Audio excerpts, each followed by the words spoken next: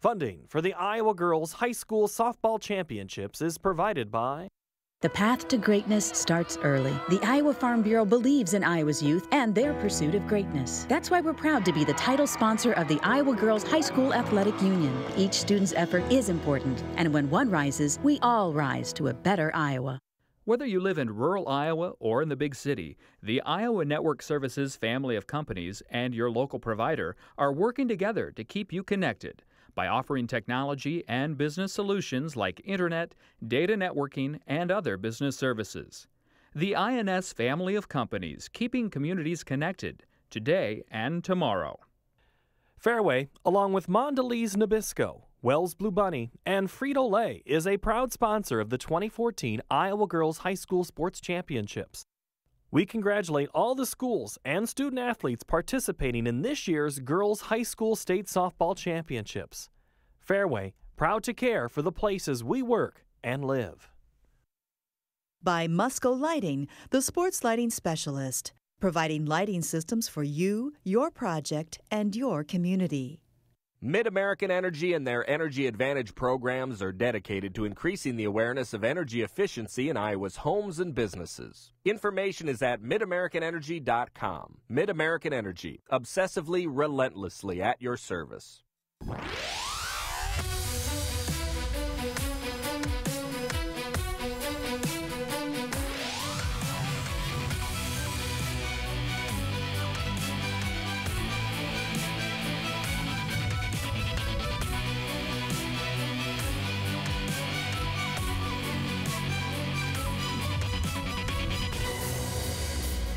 It's Championship Friday.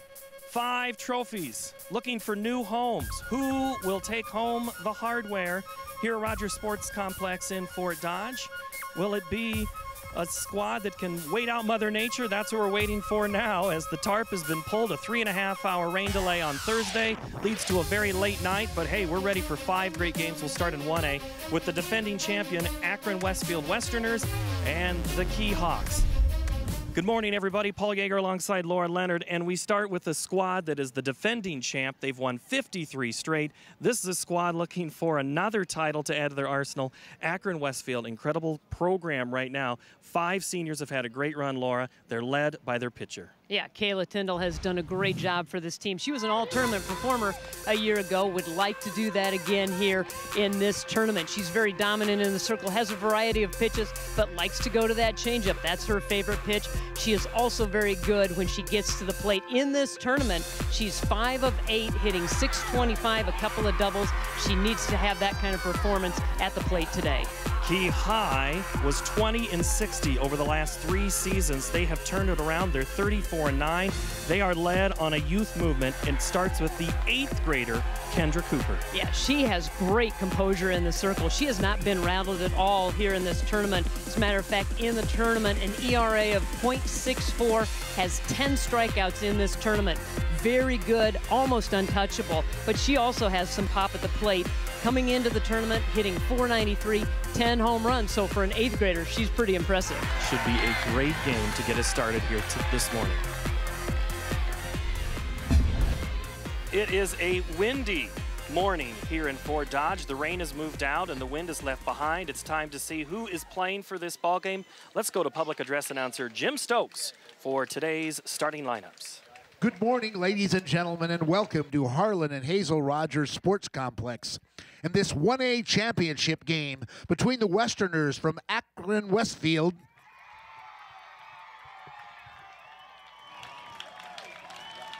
and the Hawks from Key High School in Lansing.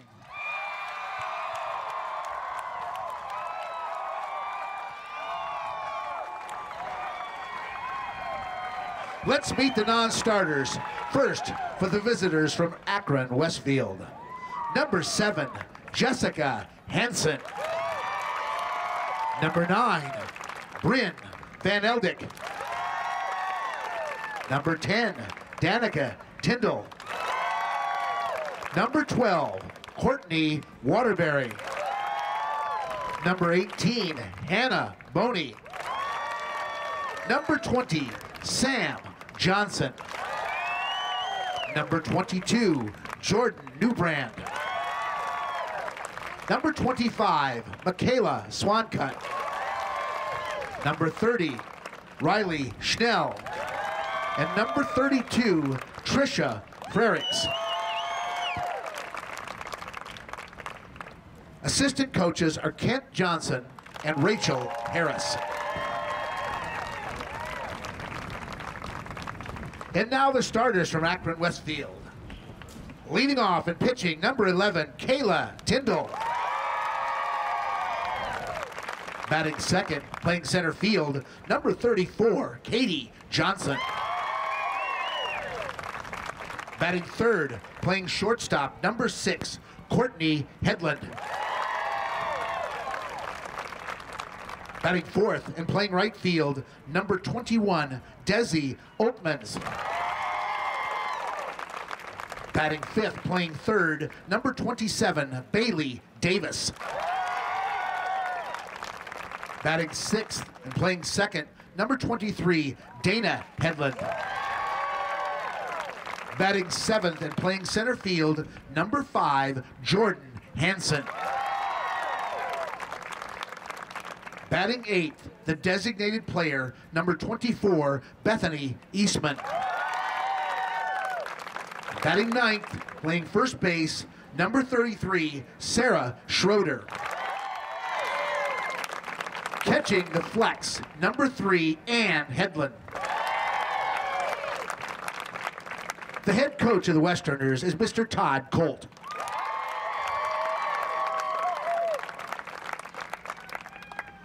And now for the non-starters from the home team from Key. Number 2, Michaela Manning. Number 7, Claudia Mathis. Number 8, Sierra Schubert. Number 9, Casey Walsh. Number 12, Sydney Strong. Number 14, Annie Dybert. Number 20, Nikki Wood. And number 23, Maddie Gruber. The assistant coach for Key is Tiffany Peters. And now the starters for Key. Leading off, playing second base, number 13, Ellie Cooper. Batting second, playing shortstop, number 11, Kaylee Darling. Batting third and pitching, number 10, Kendra Cooper. Batting fourth, playing right field, number 18, Val Meyer. Batting fifth and playing third base, number 4, Courtney Cooper. Batting sixth and catching, number 1, Ellie Heiderscheid.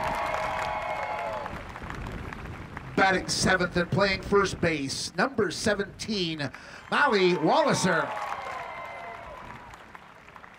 Batting eighth, the designated player, number 15, Chloe Severson.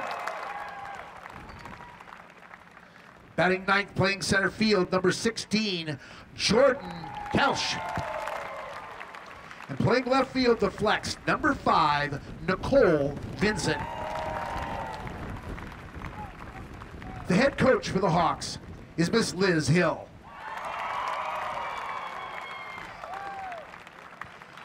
Our umpires for this contest, as assigned by the Iowa Girls High School Athletic Union, are at first base, the crew chief, Mr. Al Hermsen. At third base, Mr. Al Stoltz. And calling balls and strikes, Mr. Richard Sebring.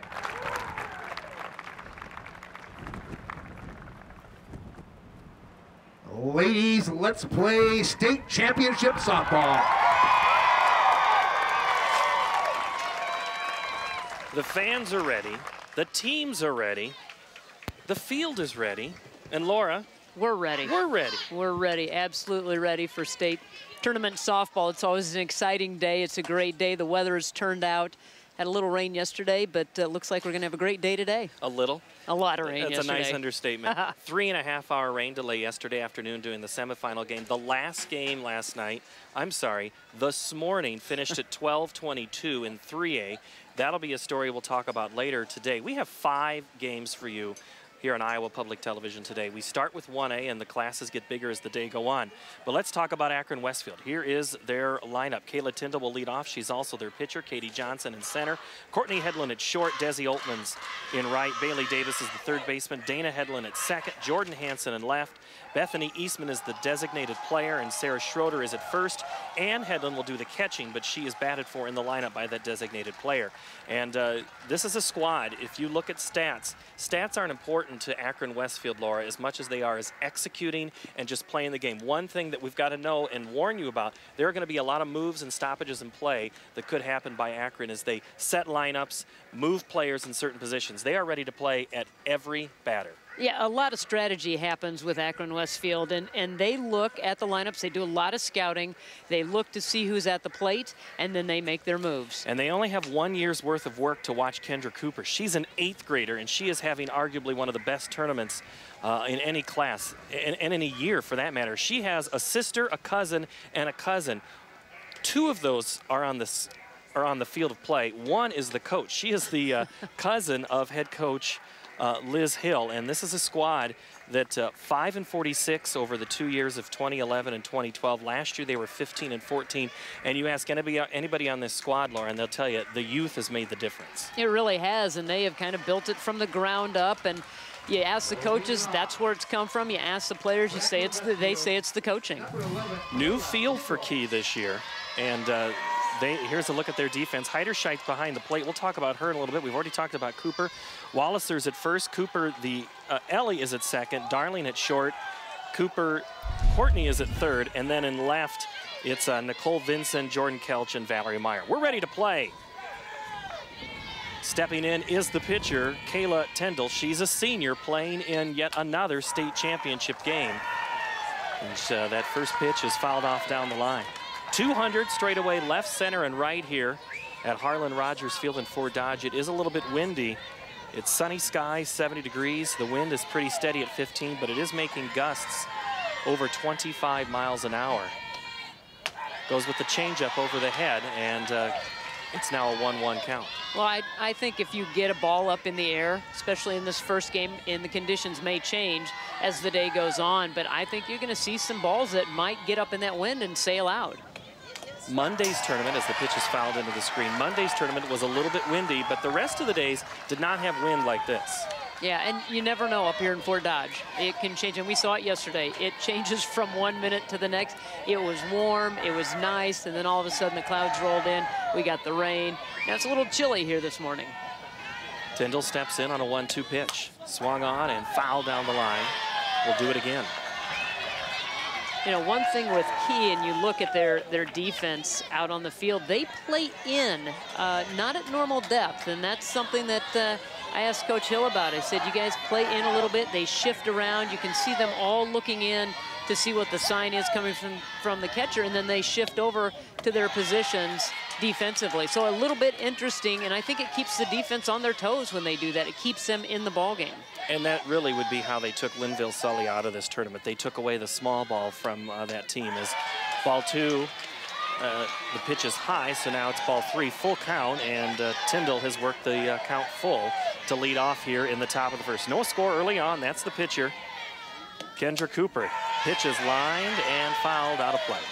What a great matchup, though, just to start this tournament. You have the senior in Kayla Tyndall at the plate. You have the 8th grader in Cooper in the circle, matching strategy, matching wits to see who's going to win out here in this first at bat. The 3-2 is hit on the ground to short, and the game's first out is recorded as Kayla Darling goes to Molly Walliser, and there's one away here in the top of the first.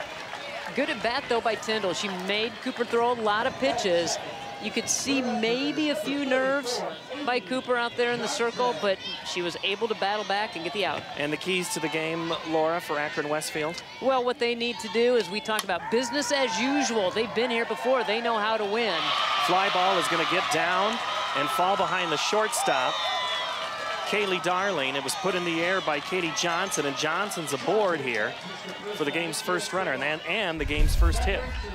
Now that one is a wind ball. That one got up in the air, just placed in the right spot. Nobody could get to it. Darling was playing in at short, so now there'll be 1 on, 1 out to bring Courtney Headland, the junior, and the shortstop. Fouls the first pitch over the first base dugout and out of play. And do we want to go back to that second key for Akron-Westfield? We talked about business as usual. It doesn't seem like it's a state tournament if they're not here. And then smart base running. That's something that Coach Todd Colt said they maybe took themselves out of some situations yesterday. They need to be a little bit smarter on the base paths today. The 0-1 is in there for a strike and going down to second for the steal, and she's out. Katie Johnson's thrown out at second by Ellie Heiderscheit. So she's erased, the only base runner of the game. And it's also an 0-2 pitch. Let's look at this one again. Heiderscheit got the pitch right in front of the bag where it's supposed to be.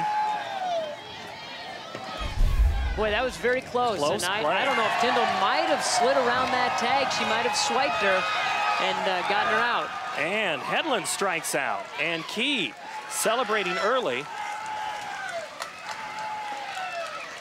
Headland runs down to first thinking it was dropped, but it was not. But you at least play it out and make the umpire make the call.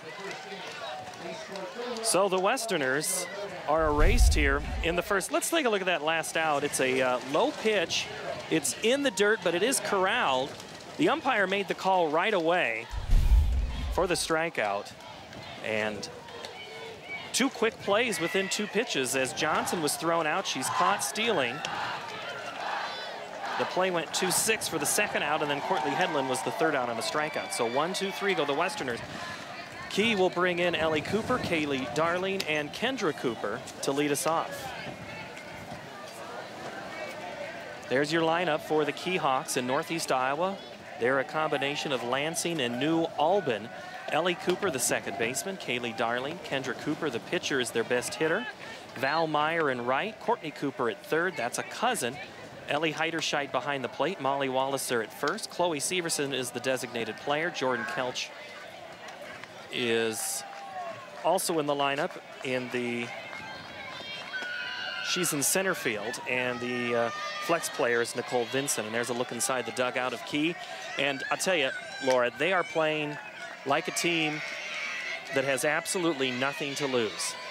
They're very loose. They're very excited to be here, and why not? They've only been here one other time, and so they're playing with no fear, and they just keep advancing. In every game, they just get a little bit more excited and see if they can carry that over here into the championship game. Cooper swings and misses on the first offering from Kayla Tyndall, and she's behind 0-1. Cooper is a .422 hitter with 47 runs batted in.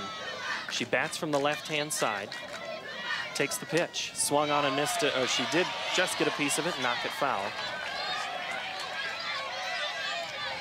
As we see there, Ellie, 19 runs batted in for this squad. Ellie is the sister of pitcher Kendra, and then their cousin, Courtney, is at third. The 0-2 is hit on the ground towards first, fielding it and stepping on the bag is Bethany Eastman. So already a defensive change in the lineup for Coach Todd Colt.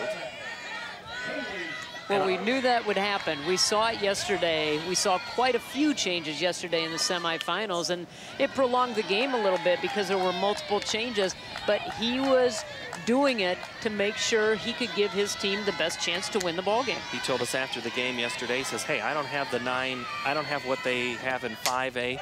Liner hit on the ground to short, and over to first is Courtney Headland, over to Eastman for the play, and Darling is retired. 2 outs now here in the bottom of the first. Coach was saying that he says, I don't have the 9 best players. I do what I do with the best that I have and put them in the right spots. And if that means making a change in between batters, that's what he'll do. The pitcher swings and hits it back to the other pitcher. So Cooper is retired by Tyndall, and we're scoreless through the first inning of play. Well, we knew that both of these pitchers might dominate in this ball game, and I think here in the first inning we certainly have seen the pitchers step up. Our third member of the broadcast team is Brent Bloom, and he'll be along with us throughout the day to provide storylines. We'll check in with him in a moment, but we'll let you know that Key Went 1-2-3 in that inning, and the Westerners 37-0, an impressive run. They've won 53 straight, Laura. Defending champs. Coming into this tournament, they were outscoring their opponents 371-24.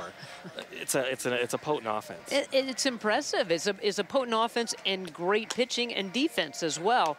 And so when you can score that many runs, and granted, you are probably 10 running a lot of teams, maybe shortened game, 5-inning games, that kind of thing. But this is certainly a team that can put up a lot of runs, and they will do it in a variety of ways. They have a nice mix of speed and power.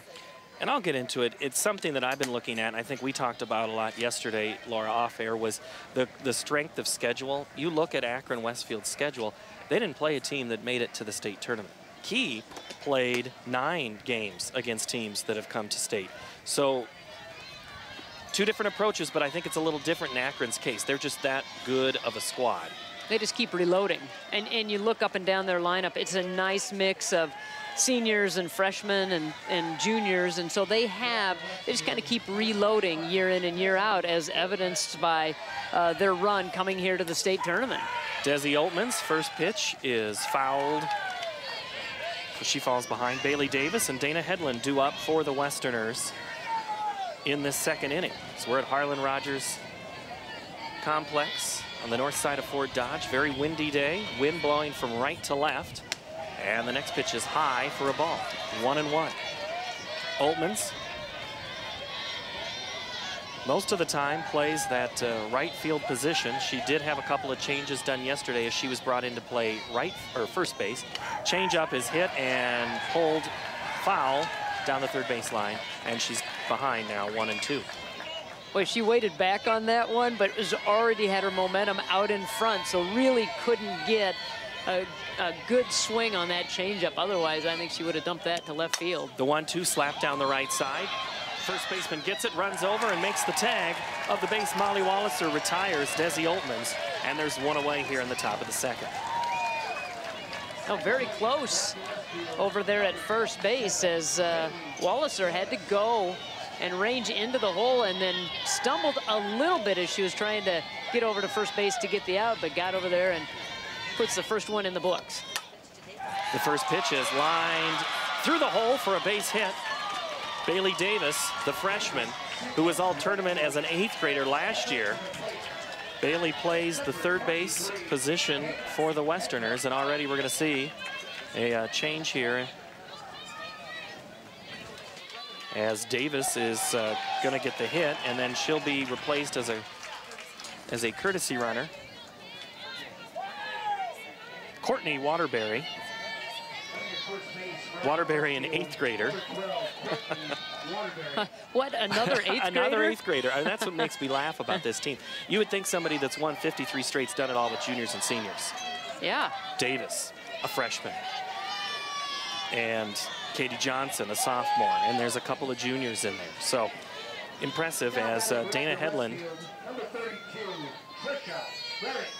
And already another change in the lineup here. Coming to the plate is going to be Tricia Frericks. So she'll bat for Dana Hedlund.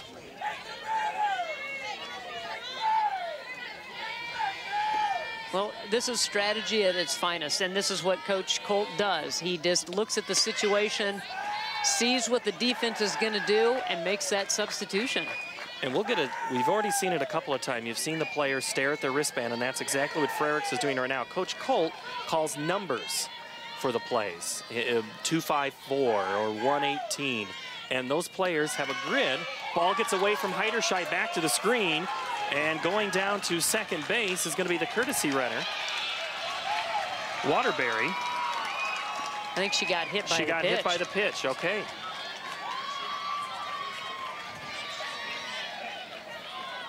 This is going to be very close, and you're listening. It goes right off of that elbow pad, and that's what the umpires are doing, Laura. They are watching and listening. I had one umpire tell me that they use all their senses. So Frericks gets on base. Hedlund comes to run for her own position. So it's almost like Frericks was the pinch hitter in that situation. But in high school ball, you can re-enter the game.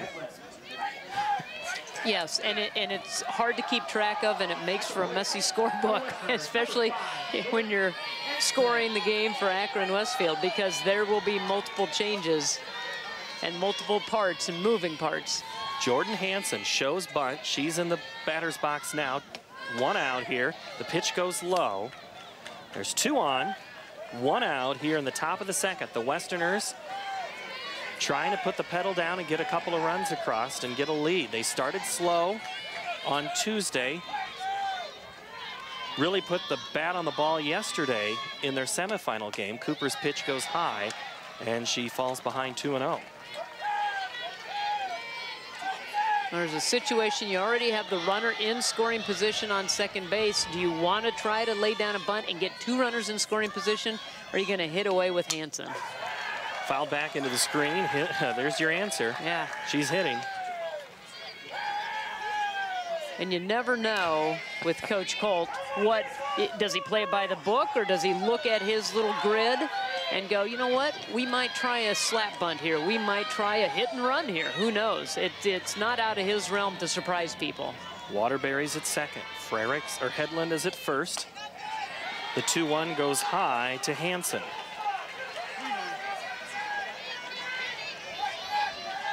There's a big pitch right here, because if you load them up here early in the ball game, I think that puts pressure on a young team in Key that hasn't been here before. Ball goes off the glove of Cooper, fielded by another Cooper, out at first. So the ball goes off of Kendra, fielded by Ellie. But the most important thing here, if you're a Westerners fan, is you advance the runners to second and third. Yeah, it gives you the advantage here, and that ball got back to Cooper in a hurry. She could barely get her glove up, but it's a good thing that she did. She slowed it down enough that the other Cooper over at second base could come over and pick it up and get the out. Digging in is Bethany Eastman, a senior. She shows bunt, and the first pitch is looked at for a strike. And this is, I gotta say, this is the most I've seen Coach Colt pace up and down in the box in the 2 games this week here at the tournament. Pitch comes back to the plate. Cooper goes to first, and the threat is avoided. The Westerners leave 2. Key gets out of there without allowing a run. Let's take a look at that last play as it came right back up the middle at Kendra Cooper, and she just caught it. And just like she's done thousands of times before, throws to first for the out. And the Westerners are retired here. Well, that was a big spot in that inning, and to be able to get out of it with the scoring threat on base, have the comebacker come right back to Cooper and get out of the inning, and that just gives them a little bit more confidence as they roll on in this championship game. And now the Westerners come back out, so they had 2 on with 1 out and are not able to score a run. So the Akron defense is on the field now. Headland behind the plate, Schroeder at first. Tyndall is your pitcher. Bailey Davis and Headland at third and short. Left goes Hansen, Johnson, and Oltmans. And they're led by their pitcher, Kayla Tyndall. So she'll come back in. And she will face Val Meyer, Courtney Cooper, and Ellie Heiderscheid. If any Hawk gets aboard, Molly Walliser.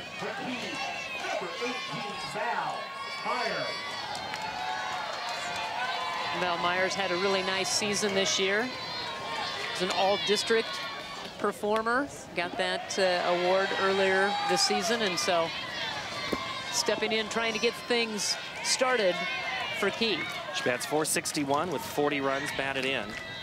In that district in Northeast Iowa, they know all about the Key Hawks. The rest of the state, maybe not as much, as the ground ball is hit over to Headland. Over to first for the out. And Meyer is retired 6-3. That'll bring in Courtney Cooper.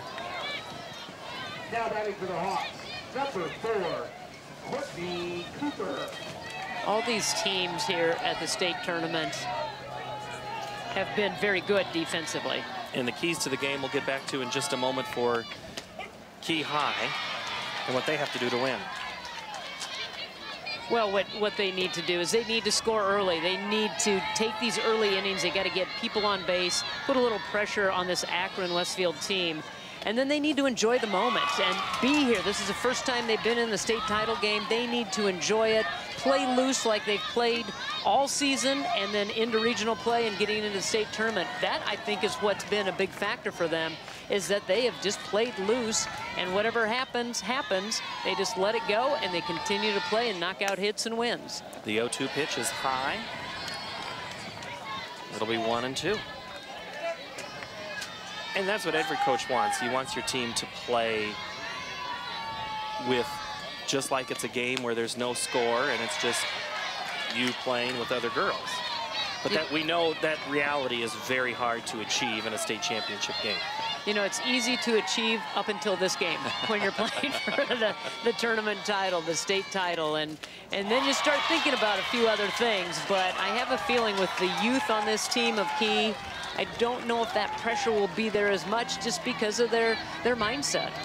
Courtney Cooper strikes out for the second out of the inning. Tyndall on the season, or coming into the tournament, that is, she had opponents are batting 113 against her. Her ERA is .66. So we know that Tyndall can throw the ball. She will go to Northwestern in Orange City as she faces Ellie Heiderscheit.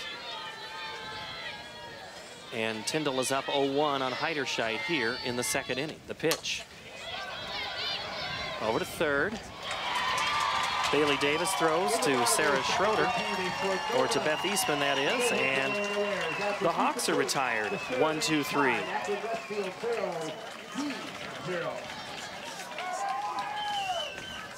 So we have a pretty even game, scoreless through the first two. Let's take a look at Heiderscheit as she took that pitch, and Davis was in at third and made a pretty routine play to retire Key in that game.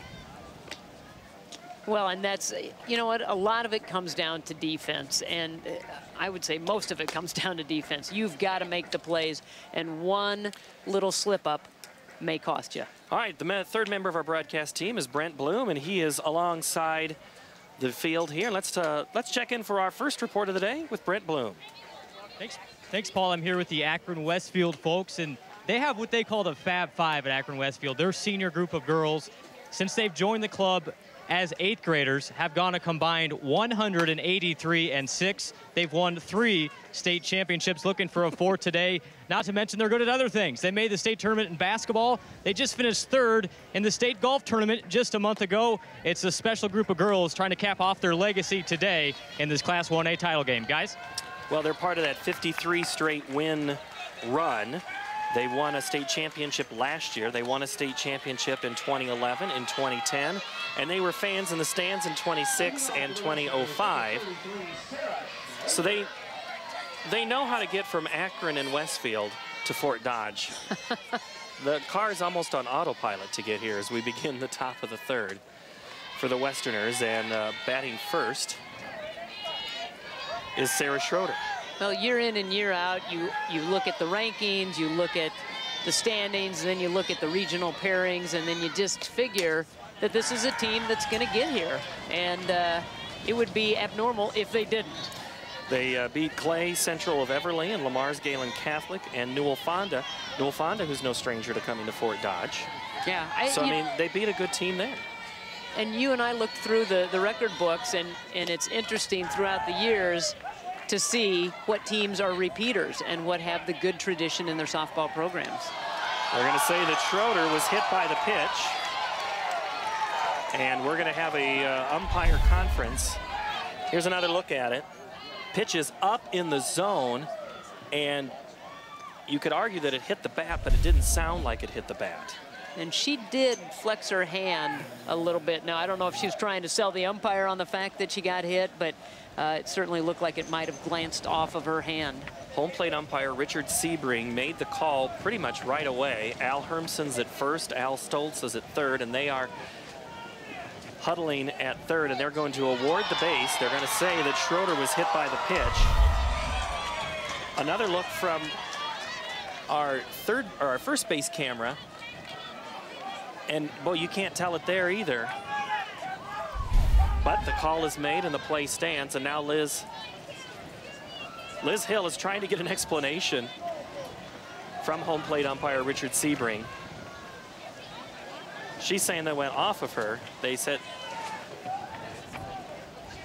think she's looking to try to get clarification, and I think her argument is it did hit the bat before it hit her hand. While that action happens, there'll be another courtesy runner. Danica Tyndall will come in and run for Schroeder. And normally Danica runs for her sister Kayla when she comes into the game, but not at this point. So now the assistant coach is trying to get an explanation as Liz Hill heads back into the dugout.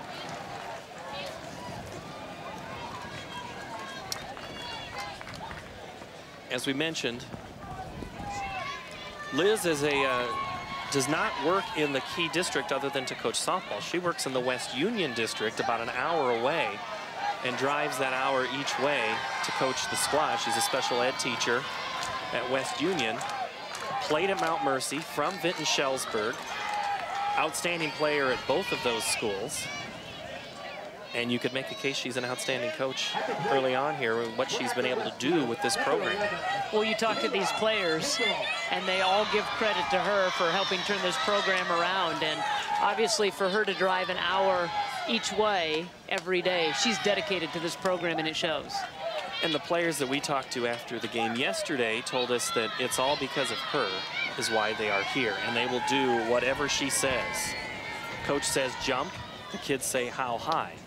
The 1-0 is fouled out of play by Kayla Tyndall. Then you talk to Coach Hill, and she'll say it's all the players. They do anything I want them to do, but it's all on them because we go out there and we practice, we teach them the fundamentals. They're the ones that are executing. Kendra Cooper deals, comebacker, looks at second, doesn't get the play, instead goes to first, so Danica Hill will advance to second. Kayla Tyndall will be retired at first on a 1-3 putout for the first out here of the top of the third inning.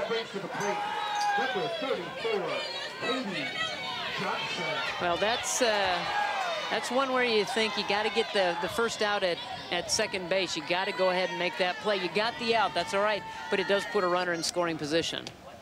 Well, and it does the same as a sacrifice would do, and you wouldn't want Kayla Tyndall to probably put down the bunt, but she would if she's asked to. She's such a good swinger. She'd put the ball in play any way possible to help the team, but she was swinging away. Katie Johnson, the sophomore, is behind in the count 0-1. Shows bunt, pulls it back, and looks at another one go by for a ball, 1-1. I think Cooper could have gotten her at second. I don't want to second guess her. She looked at her, but I guess that instinct is get the out. Well, and I also think that maybe she looked at and didn't see if Darling was there or Cooper was there in time, and maybe she hesitated just enough to think, I don't want to throw that if they're not there covering, and let's just get the out. Cooper's 2-1 is swung on and missed. And the count's back to 2-2 on Katie Johnson, who in her last at-bat got the game's first hit, but then she was caught stealing. Again, shows that bunt, chokes up on the bat, pokes it down the right side. It's going to be off the glove of Walliser, and no play is made anywhere, and now there's runners at the corners with one out. Same spot where she hit it in her last at-bat. This one hung up a little bit, and neither Cooper or Walliser could get to it. It was going to be a tough play. I think Walliser's got to let Cooper get that ball and go back to first. And cover up, and cover up the base. So there was nobody covering the bag, even if she got it. In baseball, the pitcher would have that. But in softball, it's next to impossible for the pitcher to cover the bag on that play. Right, both players converged on that. And so now the defense is really going to have to come in. You got the runners at the corners. And the third place hitter, Courtney Hedlund, puts the bunt down, but it's foul. And Courtney Cooper picked that up in foul territory. The moment it went foul, she had enough instinct to pick it up then, so it didn't hit a rock and bounce back fair. Because I tell you what, coming down the line in a hurry was Danica Tyndall, and she would have scored the game's first run. Well, but I don't know if they had the squeeze on either, so they might have had the squeeze on. It looked like she got a pretty good jump. In again, Courtney Hedlund. She's down 0-1. The pitch is in there for a strike, and they're going to let Johnson go down to second for the stolen base. Don't even throw down, so now it'll be runners at second and third with 1 out and an 0-2 pitch. So that was, I'm guessing, a play called to allow those runners to get in place, and he has a lot of confidence in what Hedlund, his third place hitter, can do. She shows bunt, pulls it back. Ball goes up and out of the zone for a ball. You know, and Tyndall over at third can get a pretty good jump because Darling's not coming over to cover third, and Cooper is coming in charging as she shows bunt at the plate. So Tyndall can get a pretty good lead off of third base. Courtney plays in very tight. Ball swung on, fouled off. We'll do it again. So she showed bunt, was choked up, didn't have a full swing on it. Hedlund struck out in her first appearance at the plate back in the first. She bats now with 2 on and 1 out. And it's lined in foul territory. The catch is made by Molly Walliser. Great grab. What a great job. I think that ball was going foul, and she just did a great job trying to punch it to the right side. Walliser right there and snags it. Great play. Walliser retires Hedlund. I think you call that a foul. That was made in foul territory. And now the grounder comes back to second. Ellie Cooper over to first. And another Westerner threat is thwarted by the Hawks. Cinderella's hanging around the dance. They do not care that that's number 1 across from them. You know what? The nerves could have set in. They could have gotten a little tight in both of those situations. Last couple of innings, Akron-Westfield has had runners in scoring positions, and this young team has been able to fight through it and get out of it. And you see Cooper, she made the calm play there. That's Ellie Cooper. You know what? I think if we just say Cooper all day, I think we'll be all right. Well, because we could also say the same for Coach Hill. She's a cousin to the Coopers. And that's special. You know, they talk about that. They don't make a big deal about it. In small town Iowa, it's just that's the way it is. You know that chances are you've got 1 or 2 or 3 sisters on the team, right, or a cousin, and you know you grow up doing everything together, multiple activities for Key, multiple activities for these players from Akron. These girls do they spend a lot of time together, and as Brent talked about earlier, how they were on the basketball team. And the Fab Five have been through a lot of great games and a lot of great moments. Well, they came up together. They said this is really a special moment for them because they have come up together, played so many different sports, and so for them to be able to win this title here as the Fab Five and the 5 seniors, it would be very exciting for them. Walliser pops it up, and then it's dropped in the field. Hedlund had it in her glove, and I can't imagine they'll rule that one a hit, but let's take a look at that one again, as it just was a slow little pop-up. Well, that one, I think, started out in foul ground and then got blown back into the field of play. Well, what happened is the first baseman, Beth Eastman, made a move on it, but as you mentioned, Laura, the wind blew the thing farther towards Hedlund. They're going to rule that an error, and now we're going to have a courtesy runner for Key. And it's going to be Anna Dybert. So she'll run for Walliser, who reaches on the E4.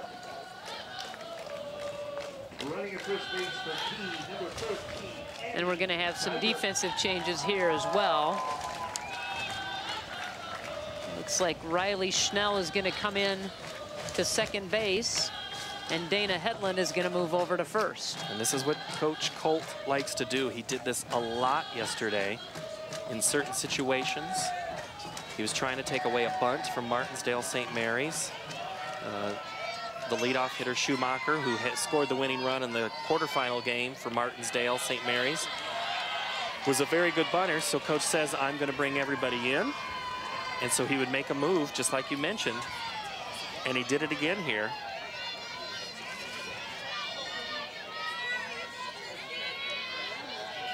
As Davis stays at third, Hedlund is at short. Schnell is at second. Schnell is at second. And then they move Hedlund over to first. It's hard to keep track of. The bunt by Chloe Severson is foul and out of play. And you know that Riley Schnell is only in the ball game for defensive purposes, because you look at her stats coming into this tournament, only 41 at bats on the season. So gets a little bit of playing time, but has been inserted in there for defensive purposes. Bunt is shown, ball is right in front of the plate, and the ball goes over first base. Coming to third is going to be the 8th grader.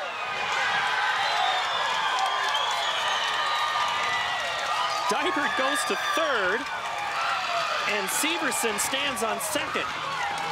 That was a wild one. We're going to watch that one unfold again.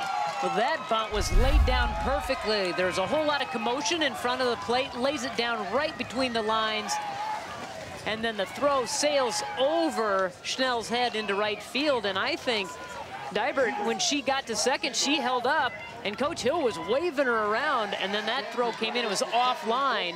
If it would have been online, she would have been out at third.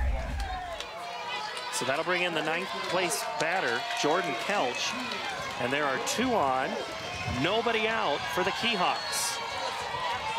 Dybert at third is a runner for Molly Walliser. Chloe Severson, the 8th grader, is at second. She laid down a bunt that went no more than 3 feet in front of the plate, but really it went more in front of the batter's box than anything. That bunt just died. It was perfectly laid down, and a lot of bodies around it. And Severson was able to get out and around and get to first base. The pitch is in there for a strike. So you have 2 8th graders on the base paths for Key. Well, you have a senior at the plate. One of the 2 seniors, the other one is Ellie Heiderscheit. And Ellie told me after the, as we look at the 0-2 go up high, Ellie told me after the game in the quarterfinals that they had just forgotten that winning is fun. And that's the one thing they've learned from this year is, you know what? Winning is fun. And it's just changed her whole outlook. You think of what the seniors have gone through on this squad. Changeup is swung on and missed by Kelch, and there's 1 away. But the top of the lineup comes up for the Key Hawks. But you know what? Winning is contagious, but losing is contagious too. I mean, if you continue to lose and just figure, well, that's our program and that's how it's going to be, then you have that mindset. But you get a change in attitude in a place like Key, a new coach. They've got the new field, they got the youngsters.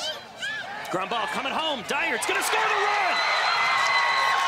1-0 Key on a ground ball hit to the right side.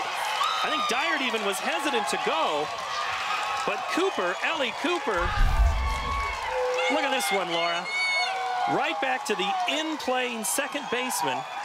They come home, but the throw, Dyert thinks about sliding and kind of just falls on the base. You know what, a little hesitation by Schnell over there at second base. That's what maybe cost her a little bit, and I think Dybert was going on contact, and they did exactly what you need to do. Hit the ball to the right side of the field, get that runner in motion, and it was just that split-second hesitation on the throw by Schnell that allowed the run to score. So now the Hawks up 1-0 here in the third. Coming in is Kaylee Darling.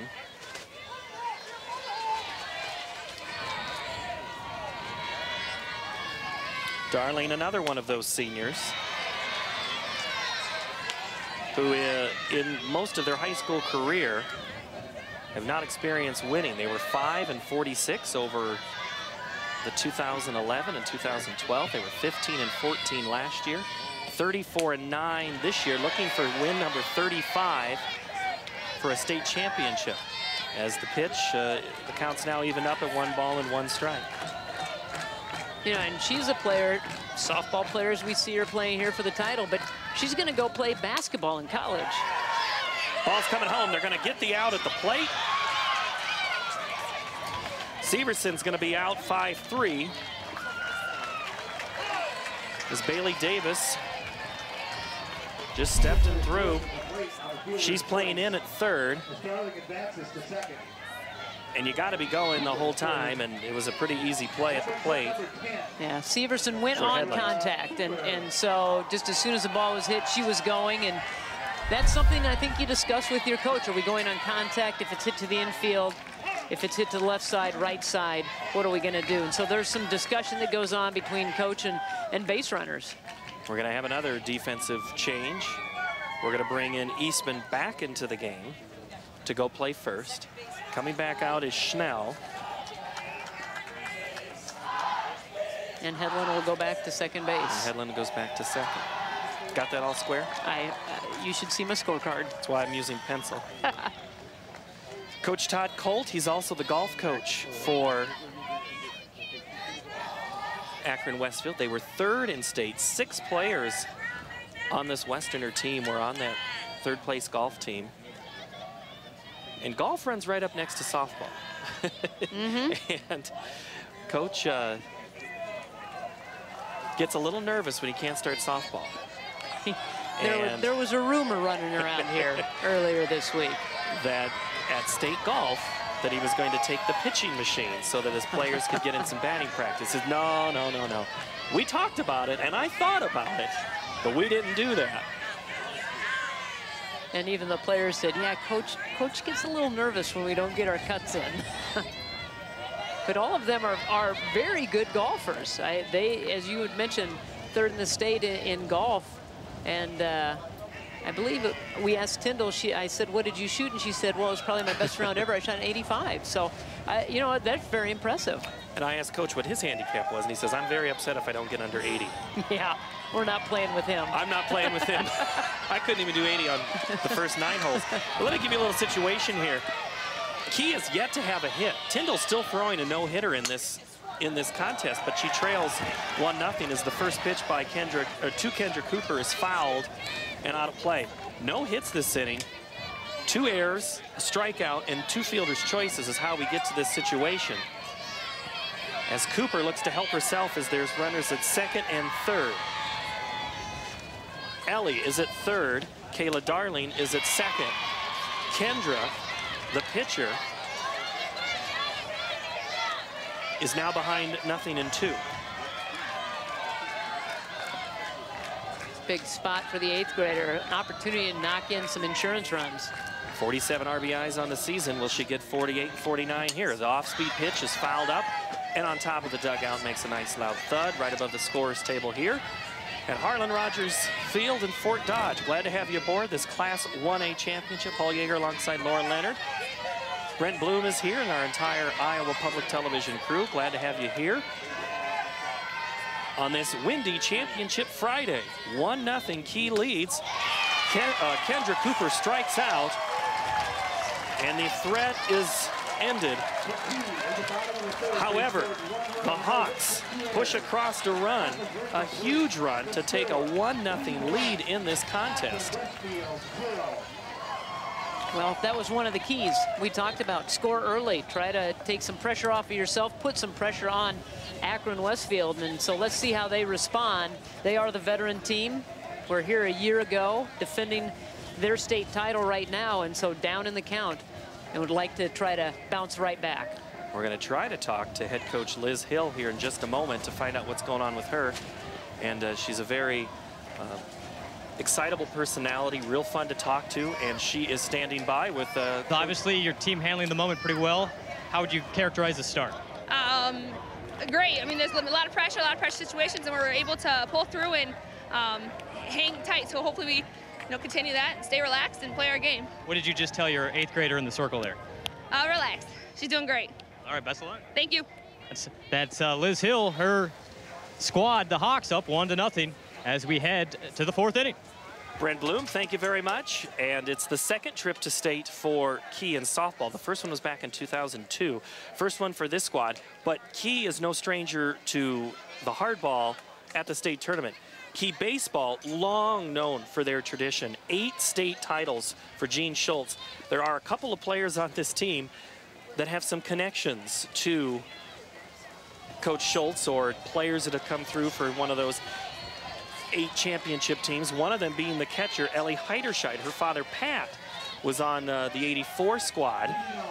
Pat played in the minors for the Expos for a couple of years, coached for a couple of years. So Ellie's got that athlete bloodline. She'll go to Iowa State next year, but this is her final softball game. Softball is done after today. You know, I would assume that she might get the itch, maybe see if she could walk on.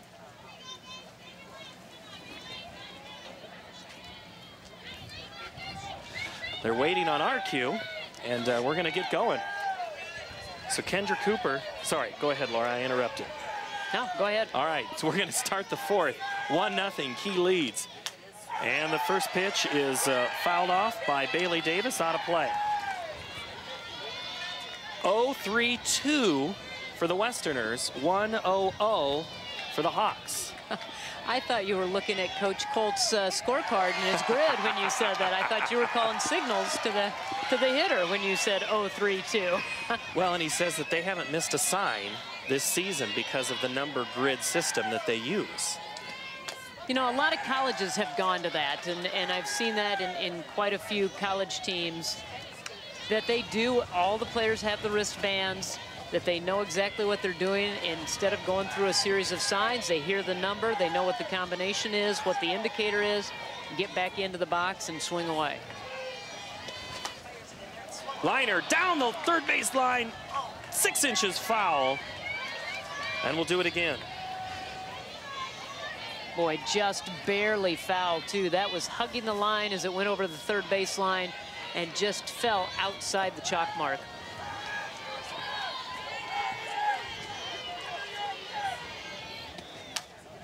Pitch is swung on, lifted high in the air, over the head of center fielder Jordan Kelch. And just like that, Bailey Davis is standing on second base with her second hit of the ball game. Well, I take that back. Bailey Davis did not bat the first time around because she... Because of all the changes. Because of all the changes. I had to look at a note there. So now Davis gets her first hit of the game. Well, and I think that ball got up in the air. I think Kelch thought she had a beat on it, but that started to sail on her and got all the way out to the fence. First pitch is in there for a ball to Dana Hedlund. And I think if you're in the outfield right now, because the wind has picked up, I think your first step needs to be back. Fouled off to the left side. Let me get this straight here. Bailey Davis did have the hit in the second, but she was replaced in the game to run by Waterbury as a pinch runner. Thank you, Chris. We got people straighten this out, make sure I get this right. Well, you have to in this ball game. You need lots of sets of eyes on this. The 1-1 is fouled down the line, and Cooper gets ahead now of Dana Hedlund. And good job by Hedlund trying to hit the ball to the right side. If you can get the ball over the first base, second base area, you are going to advance that runner over to third. The 1-2. Ground, hit on the ground towards the first baseman, picked up by Walliser. She steps on the bag for out number 1. And Hedlund's retired. Good piece of hitting, because that's just as good as a bunt to move that runner. To the right side, away from the play. Good fundamental baseball. If you're a young fan watching this contest today, you can learn an awful lot from this Akron team and the way they can put the ball in play and the way they run the bases. Jordan Hansen pulls back on the bunt. Hansen, the team leader in RBIs with 52. She's playing left field today. She looks at the grid. She's got a runner at third. That's Bailey Davis. The wind howls here. Off speed goes up. And it's 2-0. Now they're really shifting over on the left side. Shortstop Darling is looking for the sign in with the catcher and Heiderscheid, and then she's shifting way over into the hole, leaving a big gap up the middle. You can see the wind. You can maybe even hear it a little bit in some of the, now we're even getting some dust swirls around the field here. You can see the flag in the background standing straight up, blowing to the northeast. Line shot in the left. It's going to get by the left fielder, Nicole Vincent. One run's going to score as Bailey Davis And Jordan Hansen smacks a double and ties this game at 1.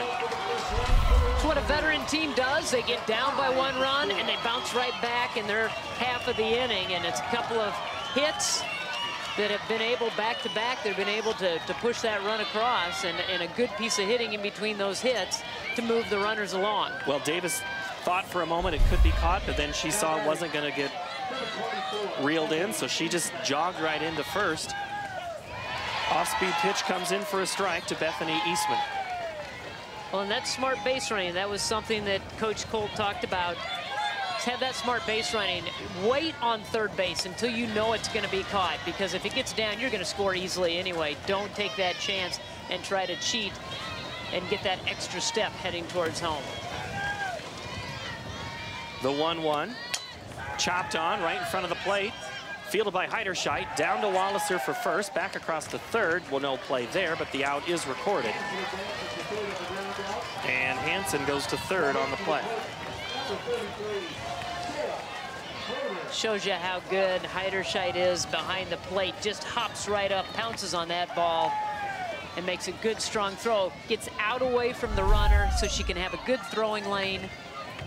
See how quickly she gets out of the crouch and gets herself clear so she can make the good throw. Because you can't rely that you're going to be able, you don't want to try to rely on lollipop it over the runner. You don't want to hit the runner. So as you mentioned, take that slide step, give yourself an opportunity or a throwing lane to make the play. So yet another change here. Sarah Schroeder is going to bat.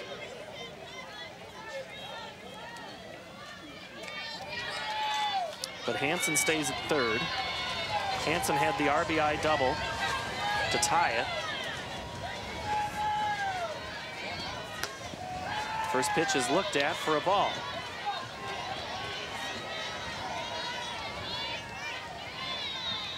1-1's our score. Kendra Cooper, the 8th grader on the mound, faces the senior, Sarah Schroeder. She pops it up behind first base. That's going to be dropped in right field. The run's going to score. Hansen was running on the contact anyway. Ball is dropped by Meyer in right field, and it's 2-1 Westerners. Here's that shot again. Just kind of hung up in the air. It was a playable ball, but just kind of got the glove turned around. Well, it's tough because that ball is dancing up in the wind. And I know Meyer had a beat on that, but you're right. She just didn't have the glove in the right position to make the catch. Going to call that an error. And it's now 2-1, 3-1, 2-1. Scoreboard is incorrect. Unless I missed a run. I have 2. I have 2. And I think the umpire has 2, and I think he went over to the scoreboard and was talking to them to get it changed. We'll show you the highlights if we need to. 2-1's your score. Top of the order, Kaylee Tyndall. The pitch. Up there, high. Ball goes down to third, and it goes into center field. Gets past the center fielder.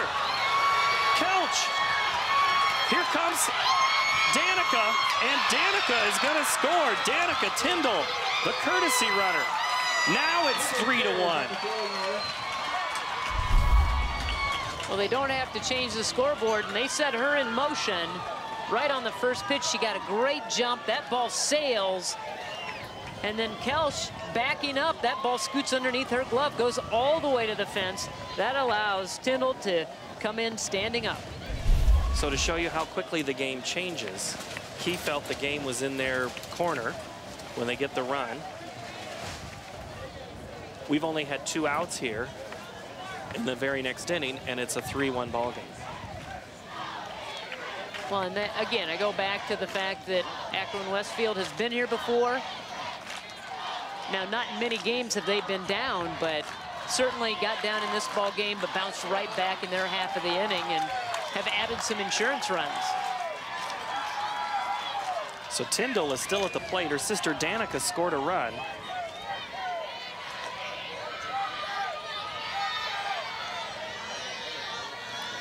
And it's a 1-0 pitch.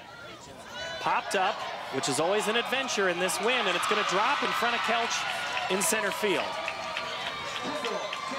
And now the Westerners have another run aboard. On a normal day, that is a can of corn. That's an easy fly ball to center field, and this one just gets hung up. And I think all the fielders are a little baffled by what the wind is doing out there. It's just like a golfer. You throw grass up in the air to see which way the wind is blowing, but this is swirling out here, so I think they're having a hard time reading the ball when it gets up in the air. So Jordan Niebrand is going to run for Tyndall. Normally it's her sister that runs for her, but we've already seen Danica Tyndall.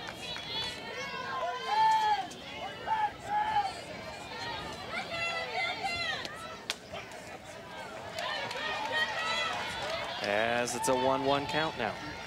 3-1, Akron-Westfield leads here in this Class 1A championship. We're in the top of the fourth.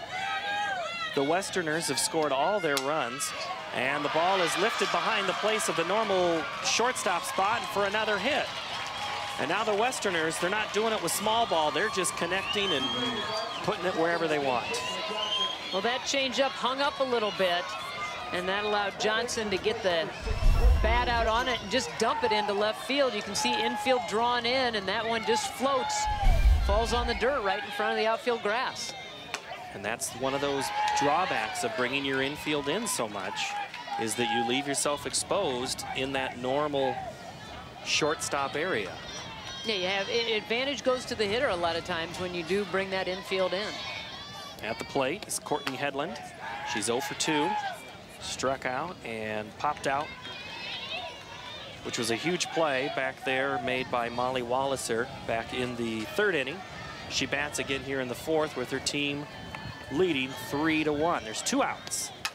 And she ropes it over the head of the center fielder, Kelch. It's going to bounce all the way to the fence. 1 run's going to score. Here comes another. And it's going to be, but she's going to be out at second as the ball came in behind. She rounded the bag just a little bit too hard to Courtney Hedlund, but they're going to say only 1 run's going to score. I think that's 1 run, it will count. The 2nd run, they're going to say does not count. So it'll be a 4-1 contest. So that means Newbrand, who was running for Tyndall's run, will count, but Johnson didn't score in time for that run to count. You see the umpire make the call there. Well, he was right on top of it, and immediately, as the out was called over at second base, he pointed to the official scores and said only 1 run. Let's watch that out again. Here is the hit by Hedlund. She roped it. She rounded second. The ball came in behind her, and the tag was made. Great play by Kaylee Darling. Got her right on the hip for the 3rd out of the inning. However,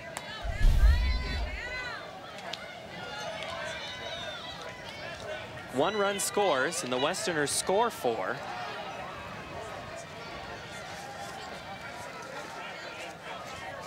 And coming up after this half inning, we'll be talking with head coach Todd Colt. Brent Bloom, 3rd member of our broadcast crew today, looking for storylines today. He's got his nose for news. Lots of stories here to talk about at this tournament when you have great teams. First pitch is lined back up into center field. Val Meyer, the junior, says, we're down 4-1, no big deal, and opens it up with the game's first hit. So now the no-hitter is broken up of Kayla Tyndall's on the hit by Val Meyer. Nice piece of hitting to go right up the middle there. No, good job, and being aggressive, coming after that first pitch. After you have an inning where you give up 4 runs, get right back to the plate, be aggressive, and swing away. Courtney Cooper, the freshman, plays 3rd base. Swings and misses at the first pitch. Falls behind 0-1. A little off-speed pitch, had her out in front, but you can tell these hitters from Key are on their toes. They're ready to swing. They want to try to get back into this ball game in this inning. Swung on, lifted high into the air. It's going to be off the glove of the center fielder, Katie Johnson. Ball comes into 3rd base. But standing at first is Courtney Cooper with a base hit. 2 on, nobody out here in the bottom of the fourth. And Meyer had to hold up because she thought that ball was going to be caught. That ball gets up into the jet stream as well. You can see Meyer went halfway and then started going back to first and then had to retreat and turn around and go back to second. So otherwise, if it would have been a rope or a line drive, she might have been standing on third base, but they've got something going here in their half of the inning. And they'll say that that's an error charged to Katie Johnson. So now we've had 3 errors by both teams in this championship game as the first pitch to Heiderscheit is a ball. Well, and in tough conditions. I Yes. mean, so that's tough scoring by the official scorers to either call hit or error, but it's tough conditions out there for these players. You can see that 10 in the background in right field was flapping pretty hard. And anytime you go to that wide shot, you get a good sense of how windy that it is. As the pitch to Heiderscheit is inside for a ball, 2-1. So never say die, key high. Their motto this year is we believe. As you see that wind, that flag is just off of first base here at Harlan Rogers Complex in Fort Dodge. Swung on in the air, and as we mentioned, it's an adventure. It's into the glove of Johnson. Tagging up from second to third is going to be Val Meyer. Ball gets away, she thinks about it. And now coming into second base is Courtney Cooper. Good piece of base running by the Hawks. Well, good job by Meyer because nobody was covering third, and that allowed Cooper to get into second. All right, so Coach Holt, what he did right there was he was asking if Val Meyer left early. And then Cooper, you see, advanced there on the play as the Westerners were already looking to make the argument that she left early. That's a very good coaching move. All you have to do is ask, and the umpires will tell you. They're not going to make the call for you. You ask, the worst they can say is no. All right, and I think it was very close. I was trying to keep an eye on that situation. It was very close from when the ball was caught to when she left second base. So a good try by Coach Colt to just ask and see. And we have the advantage of being able to watch it on replay. The umpires see it once and then have to listen to us talk about it after that. 4-1, Akron leads, but Key is threatening. Pop-up goes right to the shortstop, Courtney Hedlund, who makes the stop, and now there's 2 out with 2 on here in the bottom of the fourth. Now Walliser got jammed and couldn't really do anything with that pitch. Got it inside on the hands, and she just popped it up in the infield. Second out of the inning. Chloe Severson, who had a hit back in the third, or got on base, because it wasn't a hit until this inning. Those were errors. Fielder's choice is what happened there.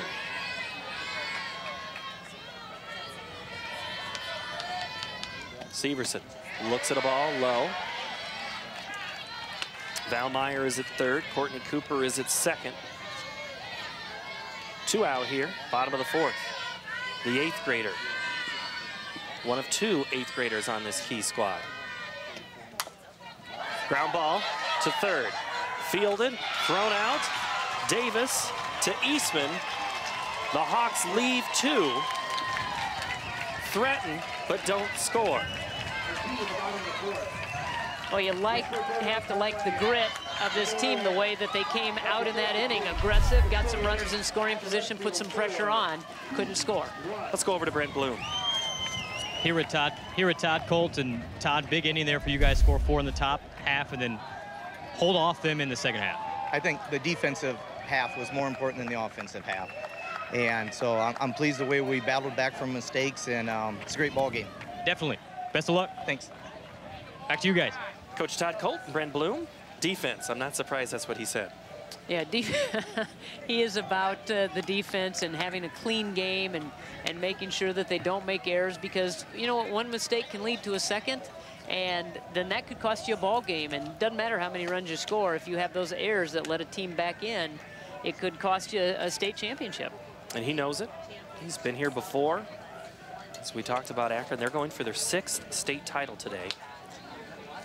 Trying to repeat. They've won 53 straight. I don't think that's really brought up or discussed. They know it. They're not fools. but now, you just don't make a big deal about it. But, you know, I asked him, I said, you know, how do you have a youth program? How do you build this program? And here's how Key got here, and these are all, Key beat Linville-Sully. Then they played Ackley, Geneva, Wellsburg, Steamboat Rock in the semifinal. Akron-Westfield knocked off an unranked Glidden-Ralston team who advanced to their first state tournament, and then defeated Martinsdale-St. Mary's in the semifinals yesterday morning to set up this bracket. We have a new pitcher in the ball game for Key. We're going to make a change. Courtney Cooper is going to be the pitcher, and we're going to put the 8th grade Kendra Cooper at third base. So Coach Hill trying to make a change here. Change the mojo of this ball game as the Westerners have 8 hits. So now Courtney comes in as the cousin of Kendra, and her second pitch goes over high for a ball. 1-1 as Desi Oltmans bats for the Westerners. Trying to give them a little bit different look and see if they can keep these hitters off balance. They want to keep them in check right here.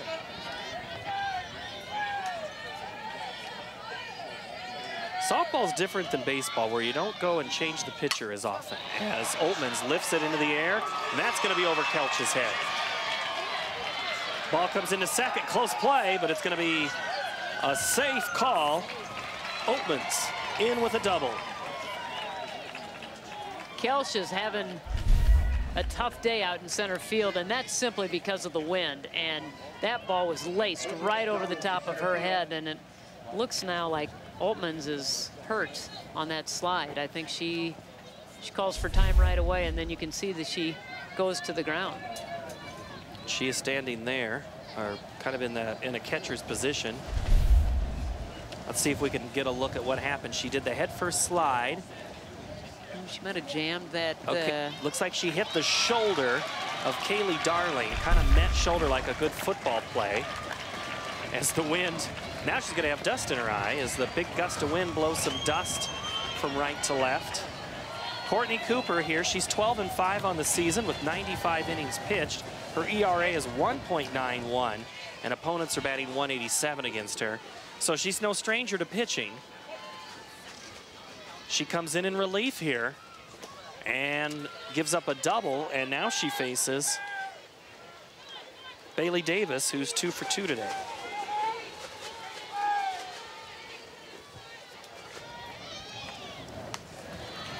And that pitch is a ball. 4-9-3 for the Westerners, 1-1-3 for the Key Hawks. Key not ranked coming into the tournament. The pitch is a called strike, and you could make an argument that Key should have been ranked. We don't make the rankings, we just report them. Key has not lost a game to a 1A team. They played Ackley, Geneva, Wellsburg, Steamboat Rock, which also hadn't lost to a 1A team. Both of those squads play up competition. You look at Key's schedule, they played 4 teams that played games at the state tournament. The pitch from Cooper is bounced in for a ball. West Delaware, 2 games with Center Point Urbana and St. Ansgar.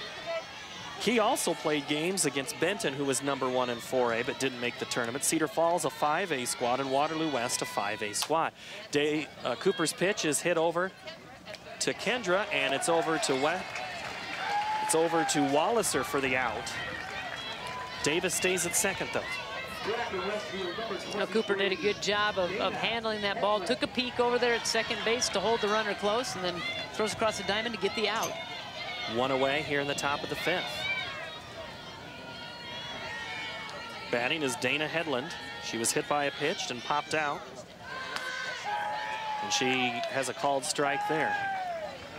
Now they tried to bunt, and as the defense moved, Cooper was charging in. Darling was going back to second base. Third base was wide open, and you might see them try that again. Anything's possible. Wow.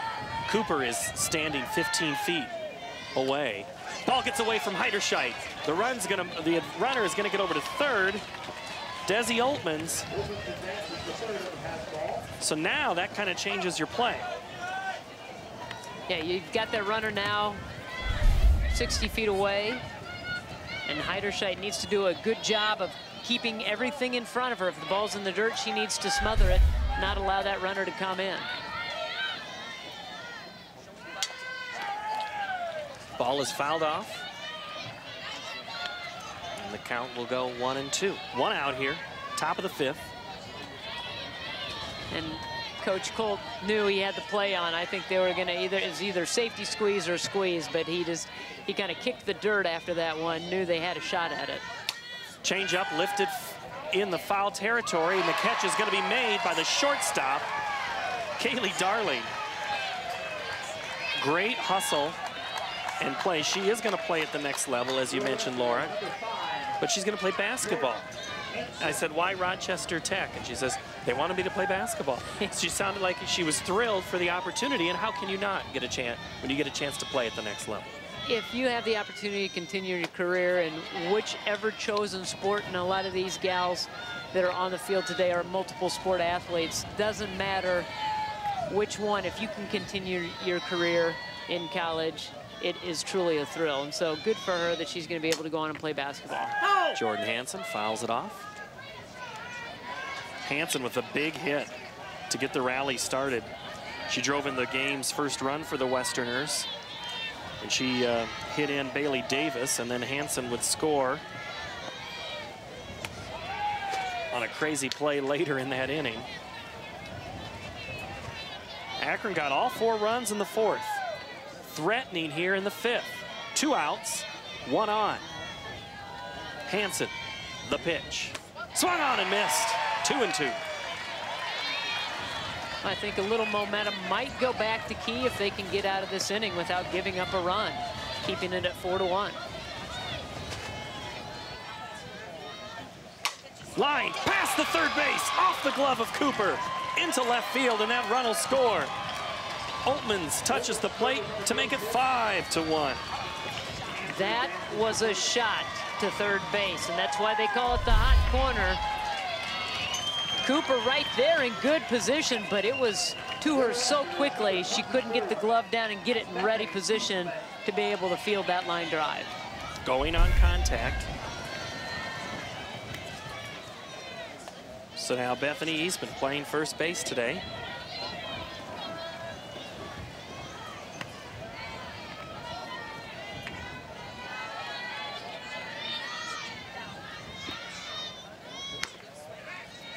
The 1-0 pitch is outside for 2-0. Akron now leads 5-1. Bethany Eastman today 0 for 2. Grounded out twice, coming in, batting .329 on the season. And that's why stats sometimes in softball can be deceiving, because when you're asked to bunt, to slap, to sacrifice, the sacrifice doesn't count on your average. Well, it is. You've got a lot of opportunities when you're at the plate.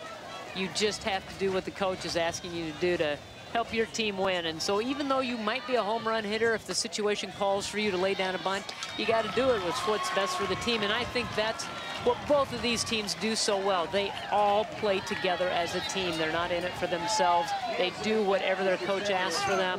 They do whatever their teammates want them to do. And that's why these two are playing for the title. So Bethany Eastman draws the walk. Coming in to pinch hit is going to be Riley Schnell. Let's listen in to Coach Colt as he talks this lineup through. 4 is going to re-enter. You are correct. 7 for 24. Yeah.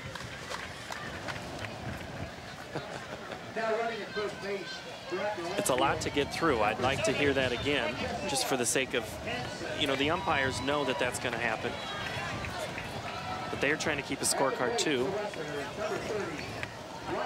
So Riley Schnell, who was in.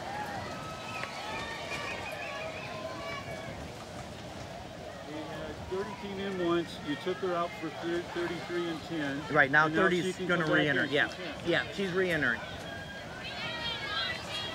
Right there. Did you get that? Well, I've got that Schnell is re-entering, but the umpire is a little, he had to look at his lineup card for quite a while.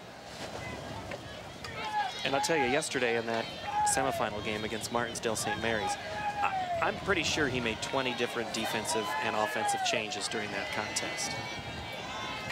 Schnell bats here with 2 outs in the 5th. First pitch is a strike from Courtney Cooper. Schnell is a junior, 41 at-bats this season, so she has played. Watches the off-speed pitch bounce in front of her to even the count at 1-1. Hansen's at second. Eastman is at first, but it's actually not Eastman anymore. That's Hansen, Jessica Hansen. So 2 Hansens on the base path. Cooper fields it in fair territory, steps on the bag at third to get Jordan Hansen out to end the inning. All we have to do is say Hansen and Cooper. I think we're good. And I think we're good. Or Tyndall. Or Tyndall. Or Headland. 5-1's your score as we go to the bottom of the 5th. Now, Key certainly has their work cut out for them, but they're a team that has played relaxed, played without fear all tournament long, and here's an opportunity for them to really get the momentum going back on their side, get some key hits, and see if they can push across some runs against Tyndall, who's had a really nice performance here today. Time to stretch here in Fort Dodge as we're at the 7th inning stretch. 5-1, 5-10-3 for Akron-Westfield and 1-1-3 for Key High.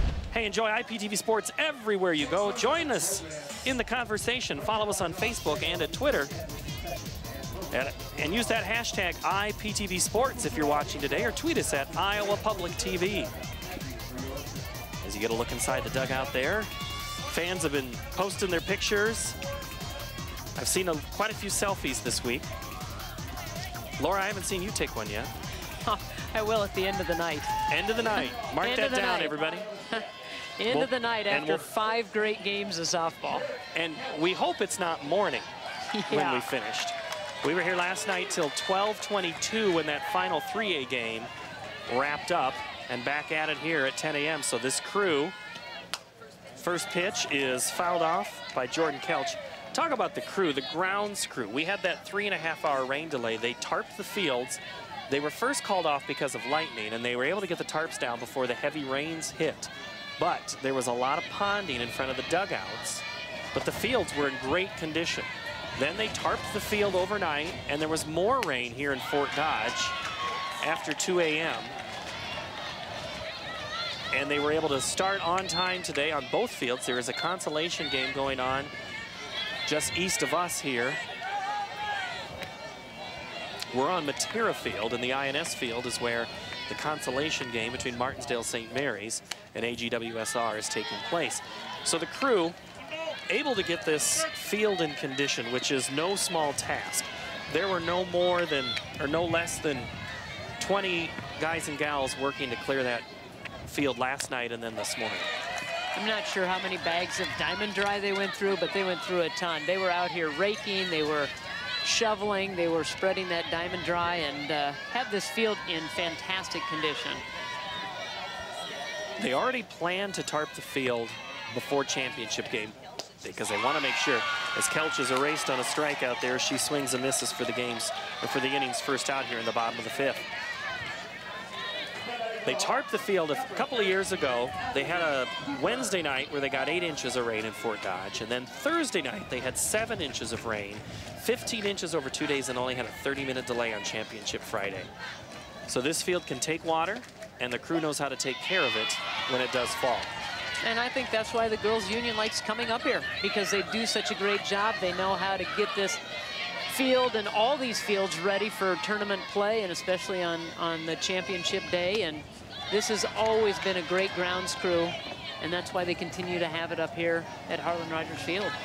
The first time that they held the spring championships up here was 1970. And it's been a great partnership since then, if you ask both sides. Harlan and Hazel Rogers, the ball's fouled up right over us. Harlan and Hazel Rogers were farmers on this side of town, had the land, wanted to see a complex built, donated the land that we are on right now, and then there's other fields to the north, and that was donated a few years later. And they have more rec league as the ball's lifted into center, and it's going to drop in front of Johnson. And she's going to go to second is Ellie Cooper. Good heads-up base running on a single that she stretches into 2. Take a look at this one. As we say, anytime the ball goes into the air, it's kind of an adventure, but I think that's a hit if it's windy or not. And Cooper, Ellie just kind of hesitated, put the head down because the ball got away from the cutoff and also then squirted away at second. So she's on with a hit and an error. Well, you got to make sure when the ball gets to you in the outfield that you hit your cutoff to get the ball back into the infield. And smart base runners like Cooper will take advantage of it if you don't. Kaylee Darling, the shortstop, she's had some great plays in the field. She's 0 for 2 today. Trying to keep that streak alive here. Break that streak and get a hit. She looks at a strike. Ball's thrown on the ground back towards short. It appears to be that's what she was trying to do. I think she stumbled a little bit as she got up out of her crouch ready to throw to second. She wanted to make a snap throw to second, and Edlin just stumbled a little bit, and that ball just went right into the ground and trickled out to second base.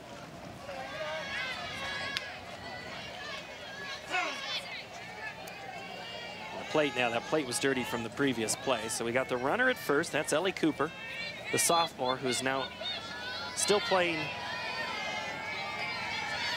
second base. Her sister, Kendra, did start the game at pitcher and now is playing third, as her cousin, Courtney, is pitching, who was playing third base. And that's the third strike on Kaylee Darling, as that brushing to the plate kind of messed up Darling's timing, and she strikes out for the second inning, as Tyndall now has struck out 2 batters in this inning.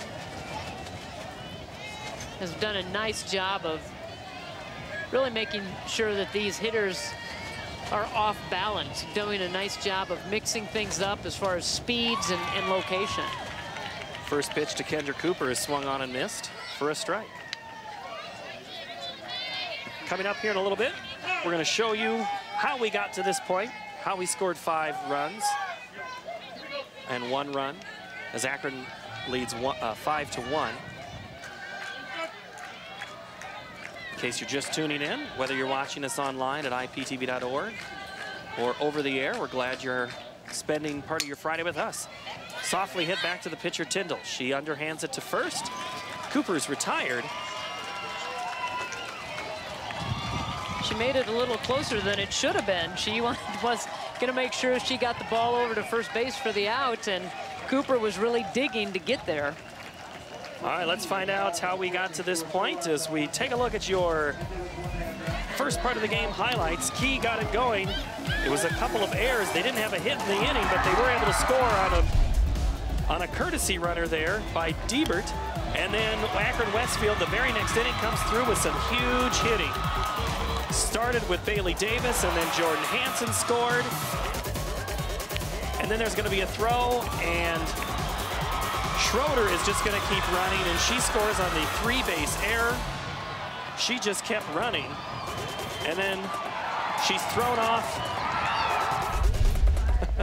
That was a hard one to keep up with, too. And then in the 5th, Desi Oltmans had the nice hit, or Desi scored on the nice hit by Jordan Hansen. So Hansen with 2 RBIs in this game, as Akron has a 5-1 lead as we go to the top of the 6th.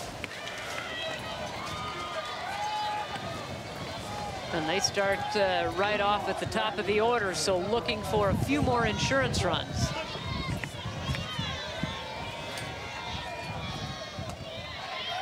And the pitch from Courtney Cooper, who comes back in for her 2nd inning of work, is low for a ball. 1-0. The pitch on the way to Tyndall.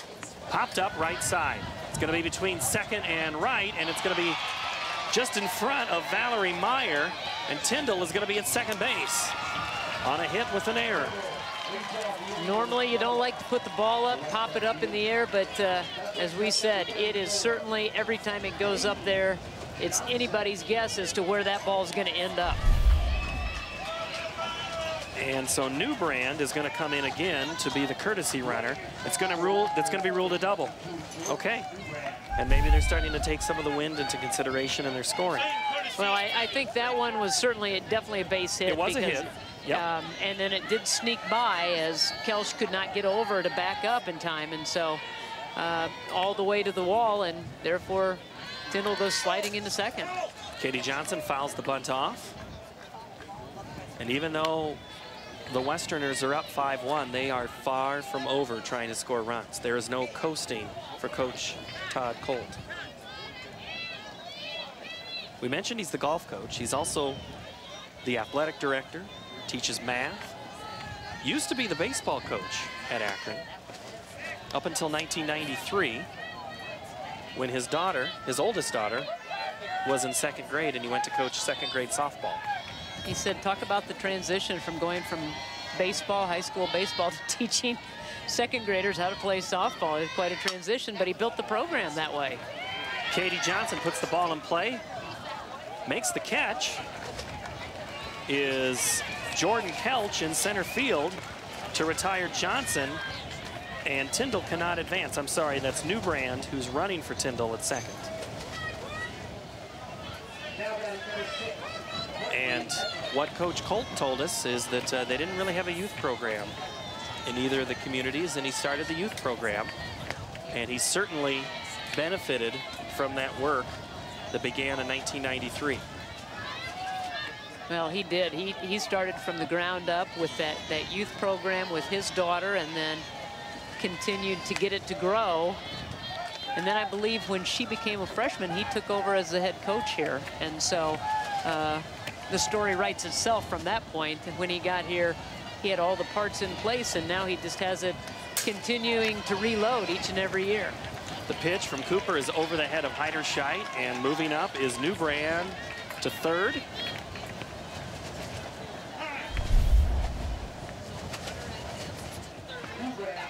So now one out, runner at third, 3-0 count to Courtney Hedlund. So you do have to play the infield in. You do want to try to cut that runner down at the plate. The pitch from Keys Cooper is in there for a strike. I get the sense this probably is not the last time we see these two teams at state. I think I would agree. And you could even make a case in the championship game if the brackets work out. Liner hit in the left field. Nice hit by Courtney Hedlund. She rips one to drive in another run. Newbrand scores, and it's 6-1 Westerners. That ball was up in the zone, and she was able to get the hands out and the fat part of the bat out in front and just drill it to left field.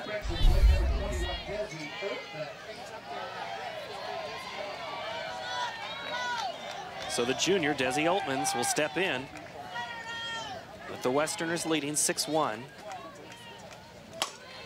Ground ball, hit foul. Akron and Westfield are the two towns that make up this school. Akron is where they play the games. Westfield is the farthest west town in Iowa. Key plays their games in Lansing, which in northeast Iowa is one of the farthest east towns in Iowa, on the north side. It's Key now, it used to be called Key of Lansing, now it's just Key, as Lansing and New Albin are together. And they have a new field this year at Key. And a lot of the girls on the team helped lay the sod, build the bleachers, volunteers, and they think that made a big, big difference in ownership of the program, mentality, turning the page, whatever you want to use to allow Key to be in this situation in the state title game. They trail, though, 6-1 as the Westerners are threatening. Another fly ball. This one's going to go in the gap. Oltmans into second. Coming around to score is going to be Hedlund's. She touches the plate for the game's 7th run for Akron-Westfield. On a double by Oltmans. That is another great piece of hitting. She's choked up on the bat and just gets the wrists out there and just laces it right in the gap, and it goes all the way to the wall, allowing allowing Headland to score easily. And Coach Colt, you can see in this picture all the way up by home plate. He's waving her around. He was just as excited as the runners and the hitters. He was waving her immediately as that ball got out to the gap.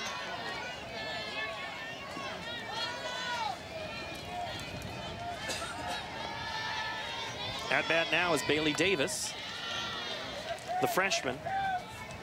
Pretty sure we'll see Bailey Davis again.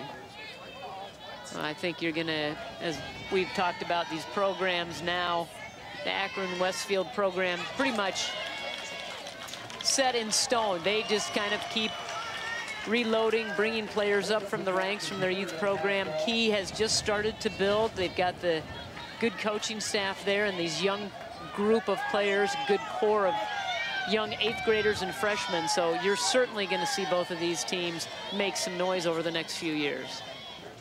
The pitch on the way to Davis is a bunt right in front of the plate. The play comes home, and it's going to be safe, not in time. They're going to go back behind it first to try to get Davis, and she's safe, but Davis gets the run home on the fielder's choice. Here she laid that bunt down. Again, just a great piece of hitting. Got all the way back to Cooper, but she just couldn't get it flicked in time. I don't think they would have had her even on a good throw. It would have been really close. I think it would have been, but it was a great bunt. And what Davis had to do, that ball was low, down around her knees, and she had to go down low. Let's hear, let's listen in to Coach Colt.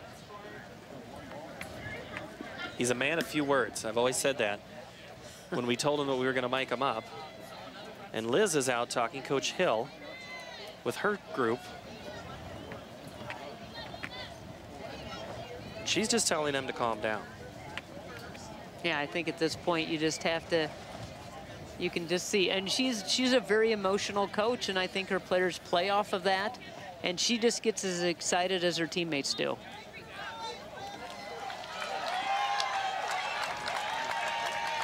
Hill's conference is done in the circle. It was the entire team was there. One out here in the 6th. Akron-Westfield leads 8-1. 3 runs scored here in the 6th by the Westerners. Batting now is Dana Headland. Shows bunt, pulls it back. They all show bunt, pull it back, and still can hit it to the fence.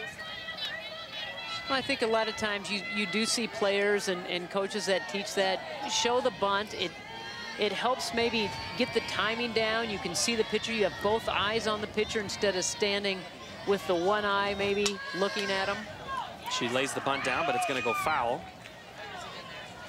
And it gives you options. If you can handle the bat really well, you can see what the defense is doing and how they're shifting. Can you lay it down? Can you swing away? Can you slap? And so that's what a lot of these Akron-Westfield players can do, is they get that bat out there, they look to see what the defense is doing. Headland swings it, knocks it down, a fair ball down the third base line. Nice piece of hitting by the Northwestern recruit, Dana Headland. And now runners at first and second. She just flat out got in front of it, right behind the bag. Vincent picks it up, gets it back in, but that leaves the runners at first and second. Headland's gonna go to Northwestern. She was on that golf team.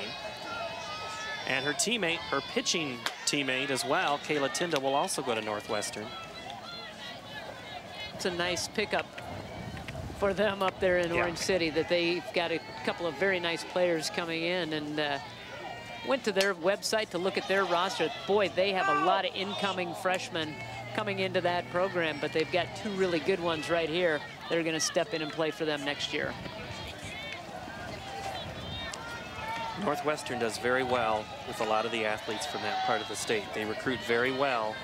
If you go back to basketball, if you remember, Laura, at the state tournament, almost anybody you asked from Unity Christian or Western Christian, or they're all going to Northwestern, and I'm like, so it's just a reunion of sorts when they get there. They know their teammates, and well, it's a great school. It's close enough, yet far enough away, and you can get a little distance. Sometimes a lot of young ladies, a lot of young kids like to stay close to home, but also like to have a little separation when they go to college, but still like to bring the laundry home and have Sunday night dinner at home. I never did that. I did. Okay, who am I kidding? Well, you were in town. Des Moines native, went to Drake. I was 45 minutes away, so laundry was a little more of a work. I guess I had to learn how to do it quicker. Cooper's pitch to Hansen is hit behind the first baseman. Going to be fielded in right field and caught by Valerie Meyer for the second out of the inning. And this will be the 8th Westerner to come to the plate in this 6th inning. They've had a couple of innings where they've sent 8 players. I should say this is the 2nd inning they've had where they've sent 8 hitters to the plate.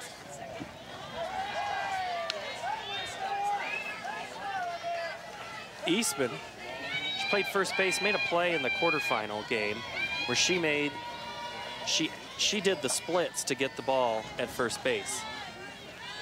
And when I was talking to Coach Cold after the game and I was asking about, you know, where some of their players, what they're going to do, and he says, well, or what they do, and he says, well, Bethany's in dance. That's why she was able to do the splits down there at first base.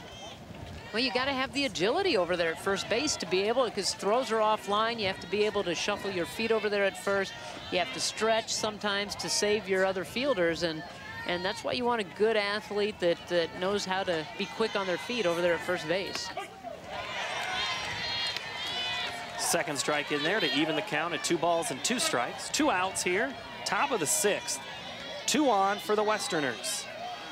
Eastman swung on and fouled out of play. We'll do it again. 8-1, and 3 more runs have come for the Westerners in this 6th inning. Looking to score some more. Changeup, gonna be hit to the shortstop. They go over to third for the force out, and they get it. As the play goes Darling to Cooper. The traditional 6-5 put out. Smart play, though. That's really the only play she had. I don't think she would have been able to throw across the diamond and get the out. So a little backhand flip to get the force over at third. It was a slow roller there, as you said. Darling kind of just stepped up, shuffles it over, gets the play at third, and we go to the top of the 7th, or the bottom of the 6th.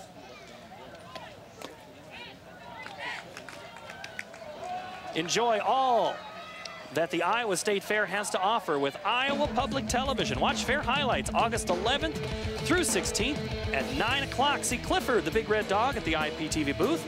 And join us for IPTV Day at the Fair on the 13th. And the Governor Debate on the 14th. And Market to Market live on the 15th. That's all on Iowa Public Television at the Iowa State Fair. I'll see you in the butter count. I tell you what, I can't wait. I love the State Fair. You want to do some stories for us? Yeah, we'll talk later. All right. I'll find some stories. Sarah Pratt, the butter sculptor, and I will have a conversation here in a few days. Isn't that amazing what she can do? What she's able to do and her vision, and she learned from Duffy Lyon. And she enjoys it. This year, she's got twin daughters, and they helped her on some of the sculpting. So that's kind of fun. We get back to it here in the bottom of the 6th. The first pitch is rolled in there to Val Meyer for a ball. Meyer 1 for 1, or 1 for 2 on this game. Had a hit back in the 4th. Key was threatening.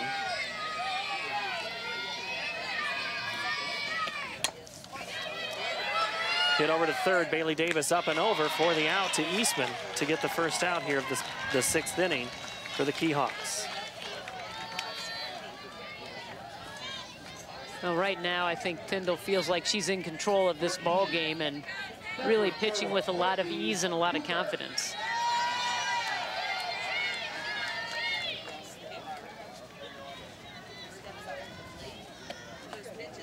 First pitch is in the dirt to Cooper. This is Courtney, who's now the pitcher. He's got that red hair hanging out of the back of the helmet.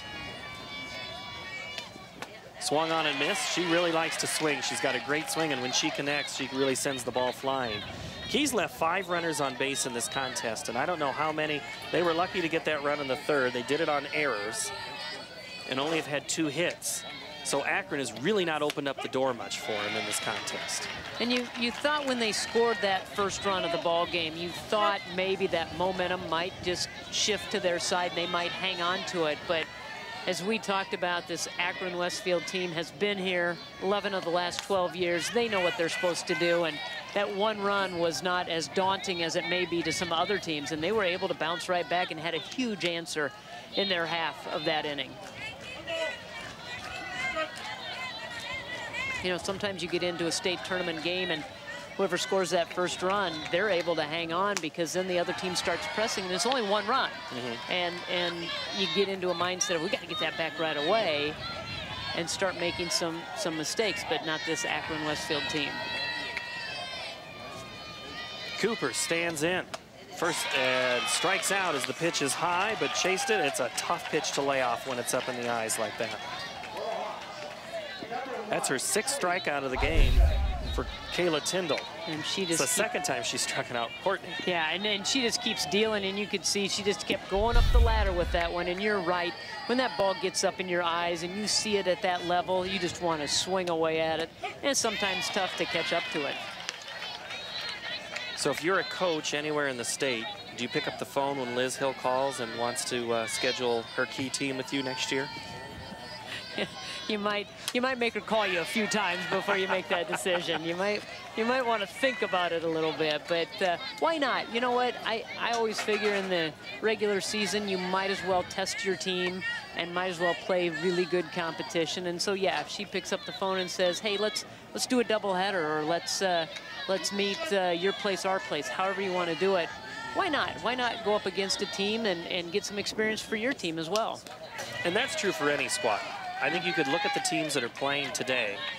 You look at their schedule. We'll talk about it in the other games that we have. Laura and I will be back for the 3A and the 5A championship. Eric Braley and Molly Parrott will have 2A and 4A here for you today. But you look at all those squads, and almost every team that's playing in the finals has played stiff competition all year.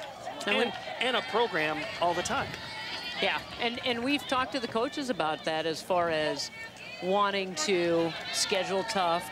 What do they want to do? How do they do that? And what's their decision making in that? And they said, you know what, to be the best, you got to beat the best, you got to play the best. And so that's why some of these teams schedule as tough as they do. Or schedule as many games as they can. Key, this is their 44th game. You're allowed 40, so they had 39 going into the postseason. Popped up by Heiderscheit. It's going to drop in front of Johnson. And that'll be another hit. Heiderscheit on base for the first time today. If you're a center fielder in this ball game, you don't know where to position yourself. Do you play regular depth? Do you play back by the fence? Do you play? It's just a tough day to play center field. So if you're on the other diamonds warming up right now, are you hitting the ball in the air as much as you can to get your fielders, all of your fielders? Yeah, absolutely. You are practicing that, getting the ball up in the wind. Hard hit by Walliser over to third. Back to Eastman. And the third out of the game is retired, or the third out of the 6th. Goes out 5-3. Let's take a look at some of the dealing, as you would say, that Kayla Tyndall has done today in her ability to pitch, Laura. We know that Kayla's a good pitcher. She has struck out, struck out, struck out. She had 6 strikeouts today, and just up, down, out. A pitching coach's success story right there. That's what you're trying to call it. Yeah, and you know, a lot depends on how the pitcher does pitch in a ball game and what the coaches call. Both of these coaches call the pitches, and so they have to execute. And there's Tyndall right there. And not only is she pretty good at pitching, she's not too bad at batting either. 13 doubles on the season. She's had another double today, so 14 for her, batting .465 coming into this contest. So that's a pretty darn good player that they're going to get at Northwestern in the fall. She's also a farm girl. Her and her sister, they do chores before they have to come in. They too they've not been to the state fair. I asked if they showed their animals at the fair, and says no, because I'm kind of guessing softball gets in the way of the county fair. Well, it really does, and it's a summer sport here in the state of Iowa, and so there are some decisions that have to be made, and these programs that are so good year in and year out, they have the dedication to their school and to their program, and so other things have to be put on the sidelines. Schnell Riley Schnell now batting for the second time today. Digs in and looks at another ball up in the zone as Courtney Cooper is back on the mound. And I don't think Kendra Cooper's pitching career is over after today's performance. No. I think she'll be back, and I think we'll see Kendra and Courtney for Key. I'm sure if you're going to play them next year, you're going to see them both. Well, if you look at Kendra Cooper coming into the tournament, 161 strikeouts. Courtney Cooper, 144 strikeouts. So that's a pretty good pitching duo, a freshman and an 8th grader. So it's going to be a 1-2 tandem for the next few years for Key. More changes coming for the Westerners. And I'm thinking if you're Courtney Cooper, you know you've got to be ready to play, but she thought Kendra was going to have a game where it would be hers the whole time. But here she is getting state tournament appearance. It's only going to help her in the long run. Yes, her team's down 8-1. Well, experience, and that's, you chalk it up to experience. We have a courtesy runner. And it's Bryn Van Eldick, another 8th grader, getting her first state tournament action. That's what, you know, that is, yes, it is a scoring nightmare to keep track of courtesy runners, pinch runners, re-entry. But it's how you build your program for the long run. As the pitch from Cooper comes in, swung on a miss. And the steal, and now Van Eldick is going to get a stolen base in the scorebook. Well, they don't let up, and they continue to put the pressure on, and Van Eldick just goes right with the pitch, and Heiderscheit hesitated, just clutched a little bit before she threw. She's got a great arm behind the plate, but just double clutched before she let go of that throw. Comebacker to Cooper. Back over to first. They're going to try to get the play at third, but Walliser's throw is just a little bit late.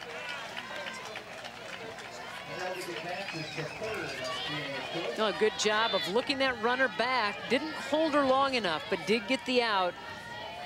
And they just could not get Van Eldick, who is sprinting from second to third. So now Katie Johnson will come in.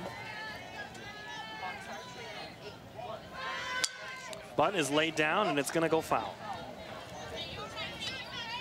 One out here in the top of the 7th. The one thing, it's a coin flip before the game to determine who is the home team. And Coach Colt likes to set the tone and be the visitor. He doesn't even like being the home team at home. You know, he likes to be able to put his team out there, try to score some runs early, and then turn it over to his defense and his pitching.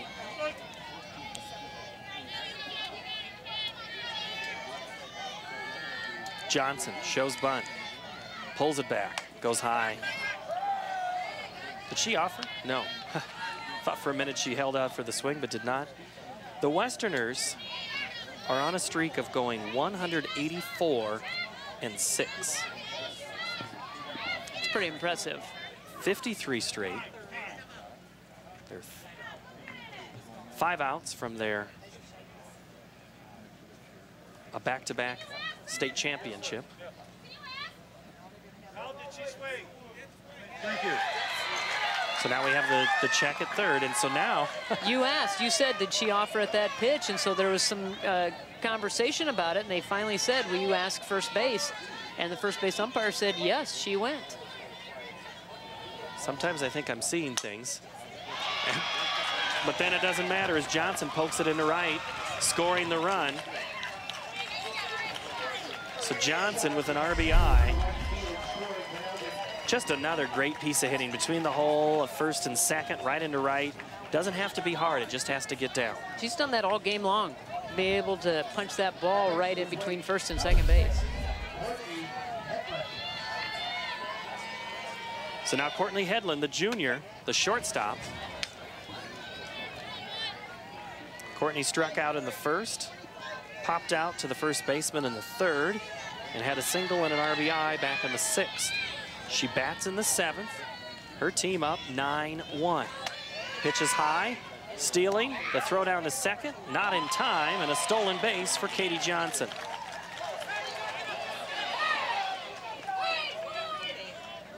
And ball gets away, but Johnson not able to advance to third. You know, and even though Akron is up by 8 runs, they are going to continue to play their style of baseball or softball. They're going to run the base paths, they're going to bunt, they're going to run, they're going to hit and run, they're going to do whatever they need to do, and they're not going to let up just because they're up 8 runs. Courtney Hedlund, 1 ball, 1 strike pitch, fouled off, out of play.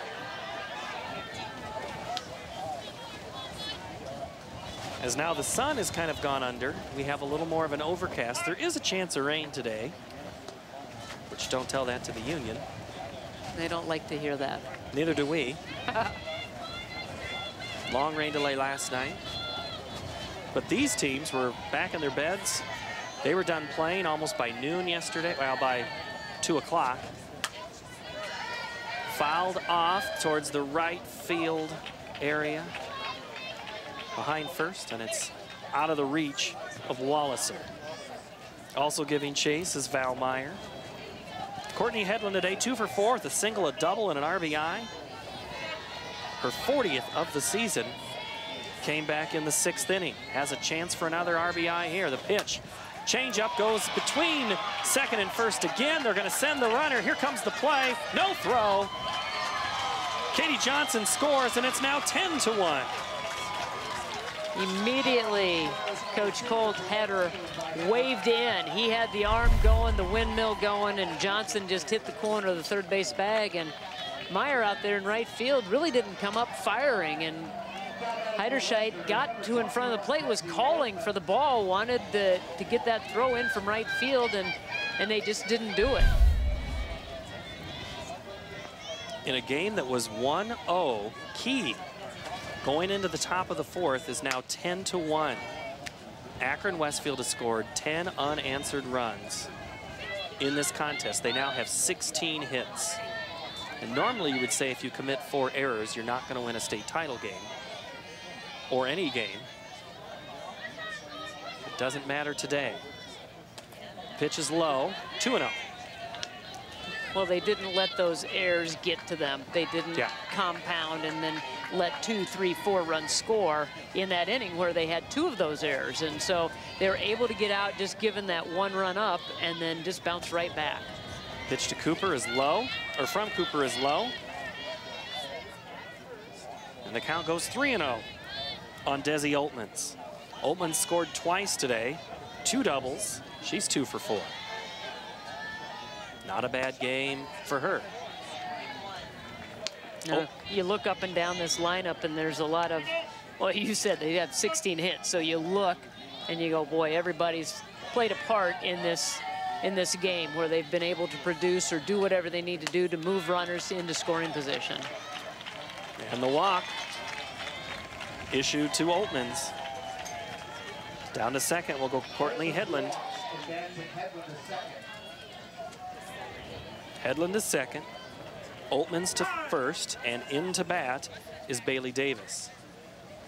And I think we're going to make another change here.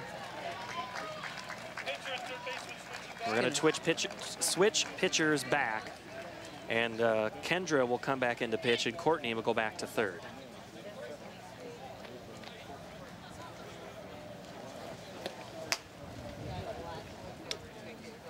Well, what they're trying to do, those are their 2 pitchers that they have, and so by being able to switch them back and forth, third base to the circle, it gives them a little bit of an option defensively. So they had to use that option today in this ball game. Now they're going to go back to Kendra Cooper to see if she can close out this inning and get her team back to the plate in the bottom of the 7th. When a team is putting pressure on you and you're the one having the pressure put upon, what are your techniques to thwart that? Well, I think you just have to you have to be calm about it. I know it's easier said than done. I know there's a lot of pressure and there's big stakes that you're playing for in this ball game, but you have to be able to find it within yourself to get back to a normal rhythm and a normal routine. Ground ball hit to Walliser. She steps on the bag for the second out. But it moves up the runners to second and third. And it's a teaching moment, too. Yeah, this is definitely a teaching moment. We talked about how young this Key team is, and so you take this one and you learn from it and come back strong next year. Pop fly hit in the left field. It's going to go off the glove of Nicole Vinson. And another run's going to score for the Westerners, and it's now 11-1. 2-run score on that play as they're running on 2 outs. Hedlund and Oltmann score on the single by Hedlund.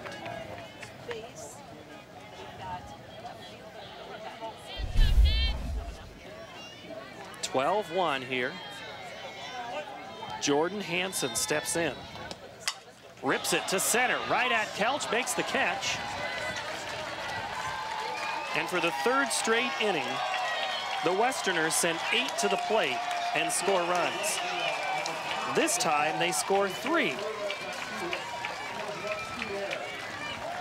Well, once they found their footing, they were able to take hold and not let up.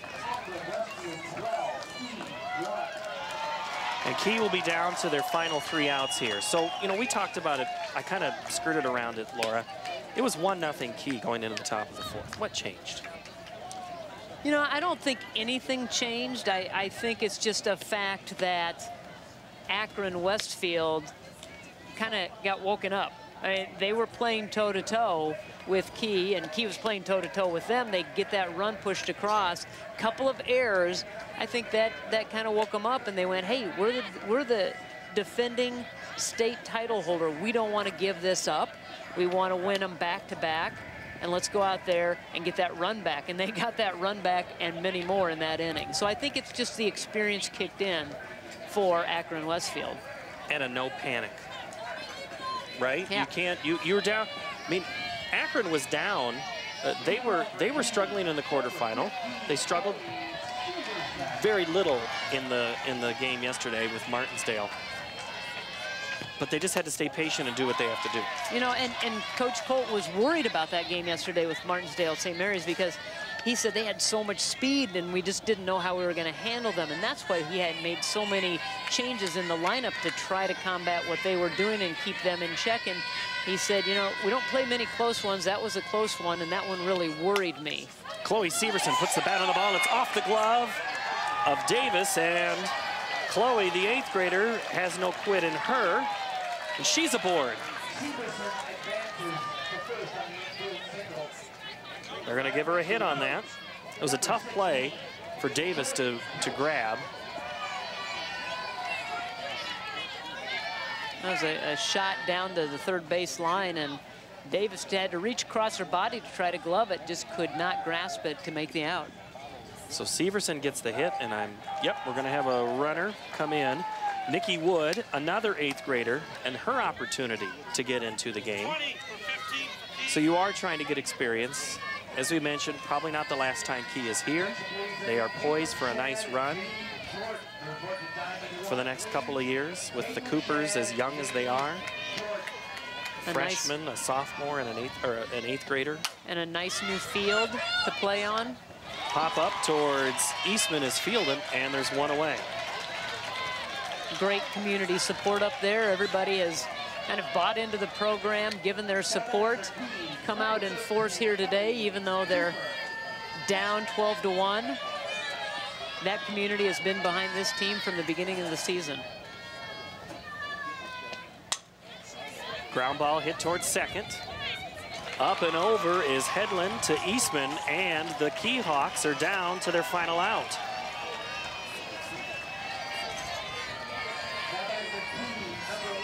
They were the secret of Northeast Iowa. They are no longer the best kept secret in that part of the state. Everybody knows that Key is for real and that they will be back. They had an outstanding season as the Westerners are 1 out away from a state title. Pop fly, hit towards 3rd. It's gonna bounce and go foul. Good defense there by Bailey Davis. Well, a little indecision. Do I catch it? Do I let it fall? Do I let it go foul? She did the right thing, let it bounce, saw that it had some spin on it, and it went into foul territory. 4 in the 4th, 1 in the 5th, 3 in the 6th, 4 in the 7th.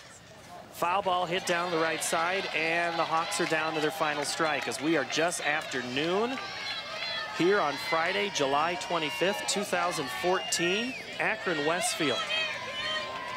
Going for win number 54 in a row. The senior, Kaylee Darling, stands at the plate, hits it towards first.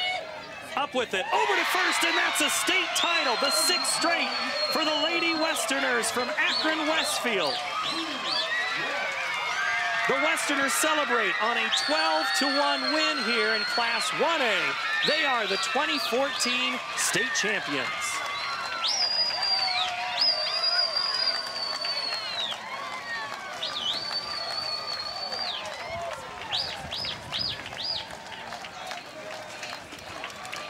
Great ball game there, and we're going to find out now who has been on the all-tournament team, and we're going to go back to public address announcer Jim Stokes for that call.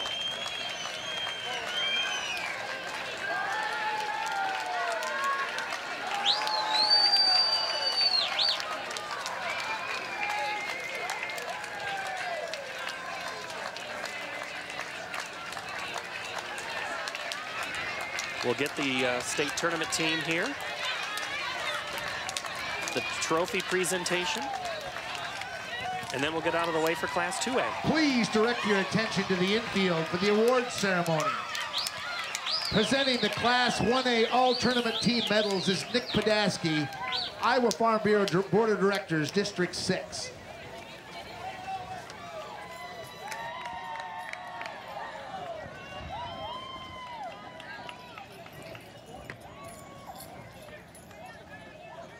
From Akron-Westfield, Katie Johnson.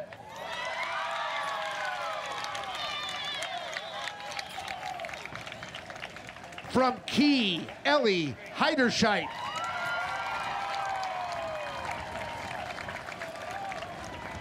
From Akron-Westfield, Courtney Headland.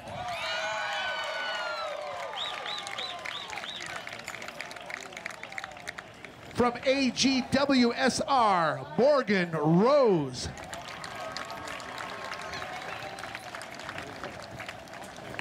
From Martinsdale St. Mary's, Caitlin Shad.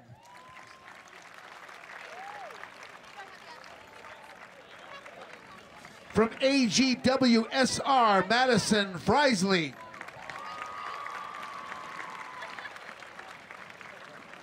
From Martinsdale St. Mary's, Jamie Jordan.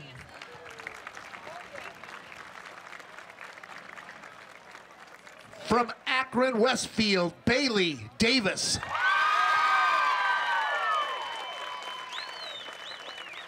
From Key, Ellie Cooper.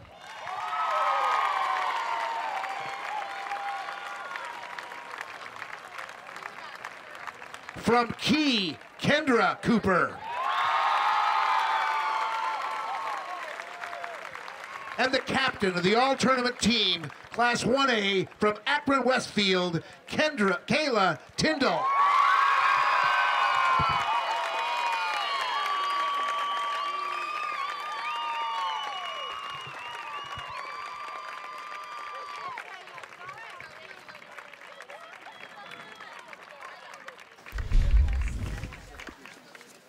Congratulations to your all-tournament team. There they are. Katie Johnson, Courtney Headland, Bailey Davis, and Kayla Tyndall, all from Akron-Westfield, make the team, as does Kendra, Ellie Cooper for Key, Ellie Heiderscheit from Key, Morgan Rose from AGWSR, as well as Madison, and Jamie Jordan from Martinsdale St. Mary's. So, Laura, this is the 6th title for Akron-Westfield, 4th in the last 5 years. They are the 2nd undefeated champion since 1977. Well, it's pretty impressive. Softball provided by the Iowa Farm Bureau, title sponsor of the Girls Athletic Union. Presenting awards are members of the IGHSAU Board of Directors, Greg Eberling, Tom Kinseth, Kevin Elwood, and Greg Thomas. Congratulations to the runner-up in Class 1A, head coach Liz Hill, and the Hawks from Key on an outstanding 2014 softball season.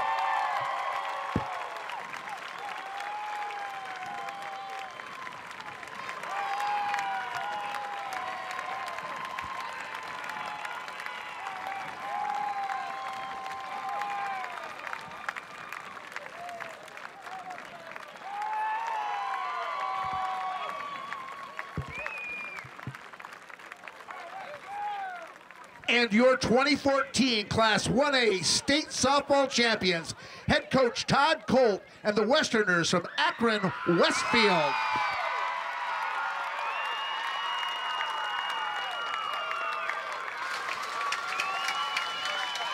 The second undefeated champion since 1977. Last happened in 2009, Akron-Westfield. Incredible performance. Just an outstanding run for the Westerners. Well, they're a very impressive team. They keep reloading. I'm sure we'll see them here again next year. And Key, you know, there's some tears there, but if you would have told them that they were going to get second place at state, they wouldn't believe you. But they are very well deserving of their performance. Outstanding season for Keith. Thank you so very much, everybody, for joining us for Class 1A. We're just getting started. 4 more title games to go. But again, Akron-Westfield, your state champions in Class 1A for 2014. Goodbye for now from Fort Dodge.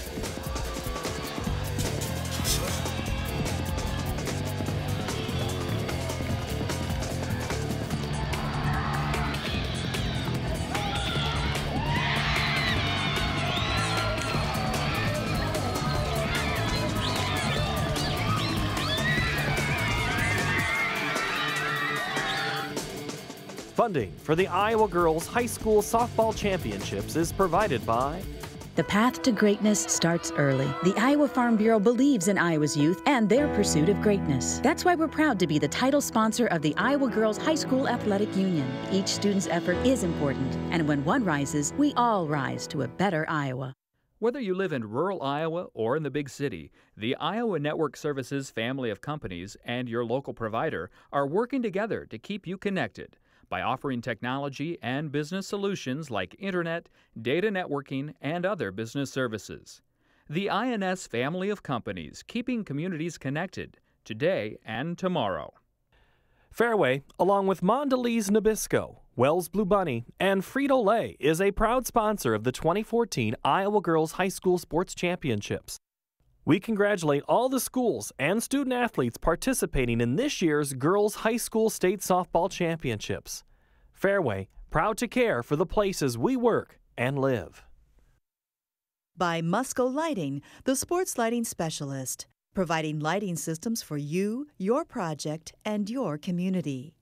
Mid-American Energy and their Energy Advantage programs are dedicated to increasing the awareness of energy efficiency in Iowa's homes and businesses. Information is at midamericanenergy.com. Mid-American Energy, obsessively, relentlessly at your service.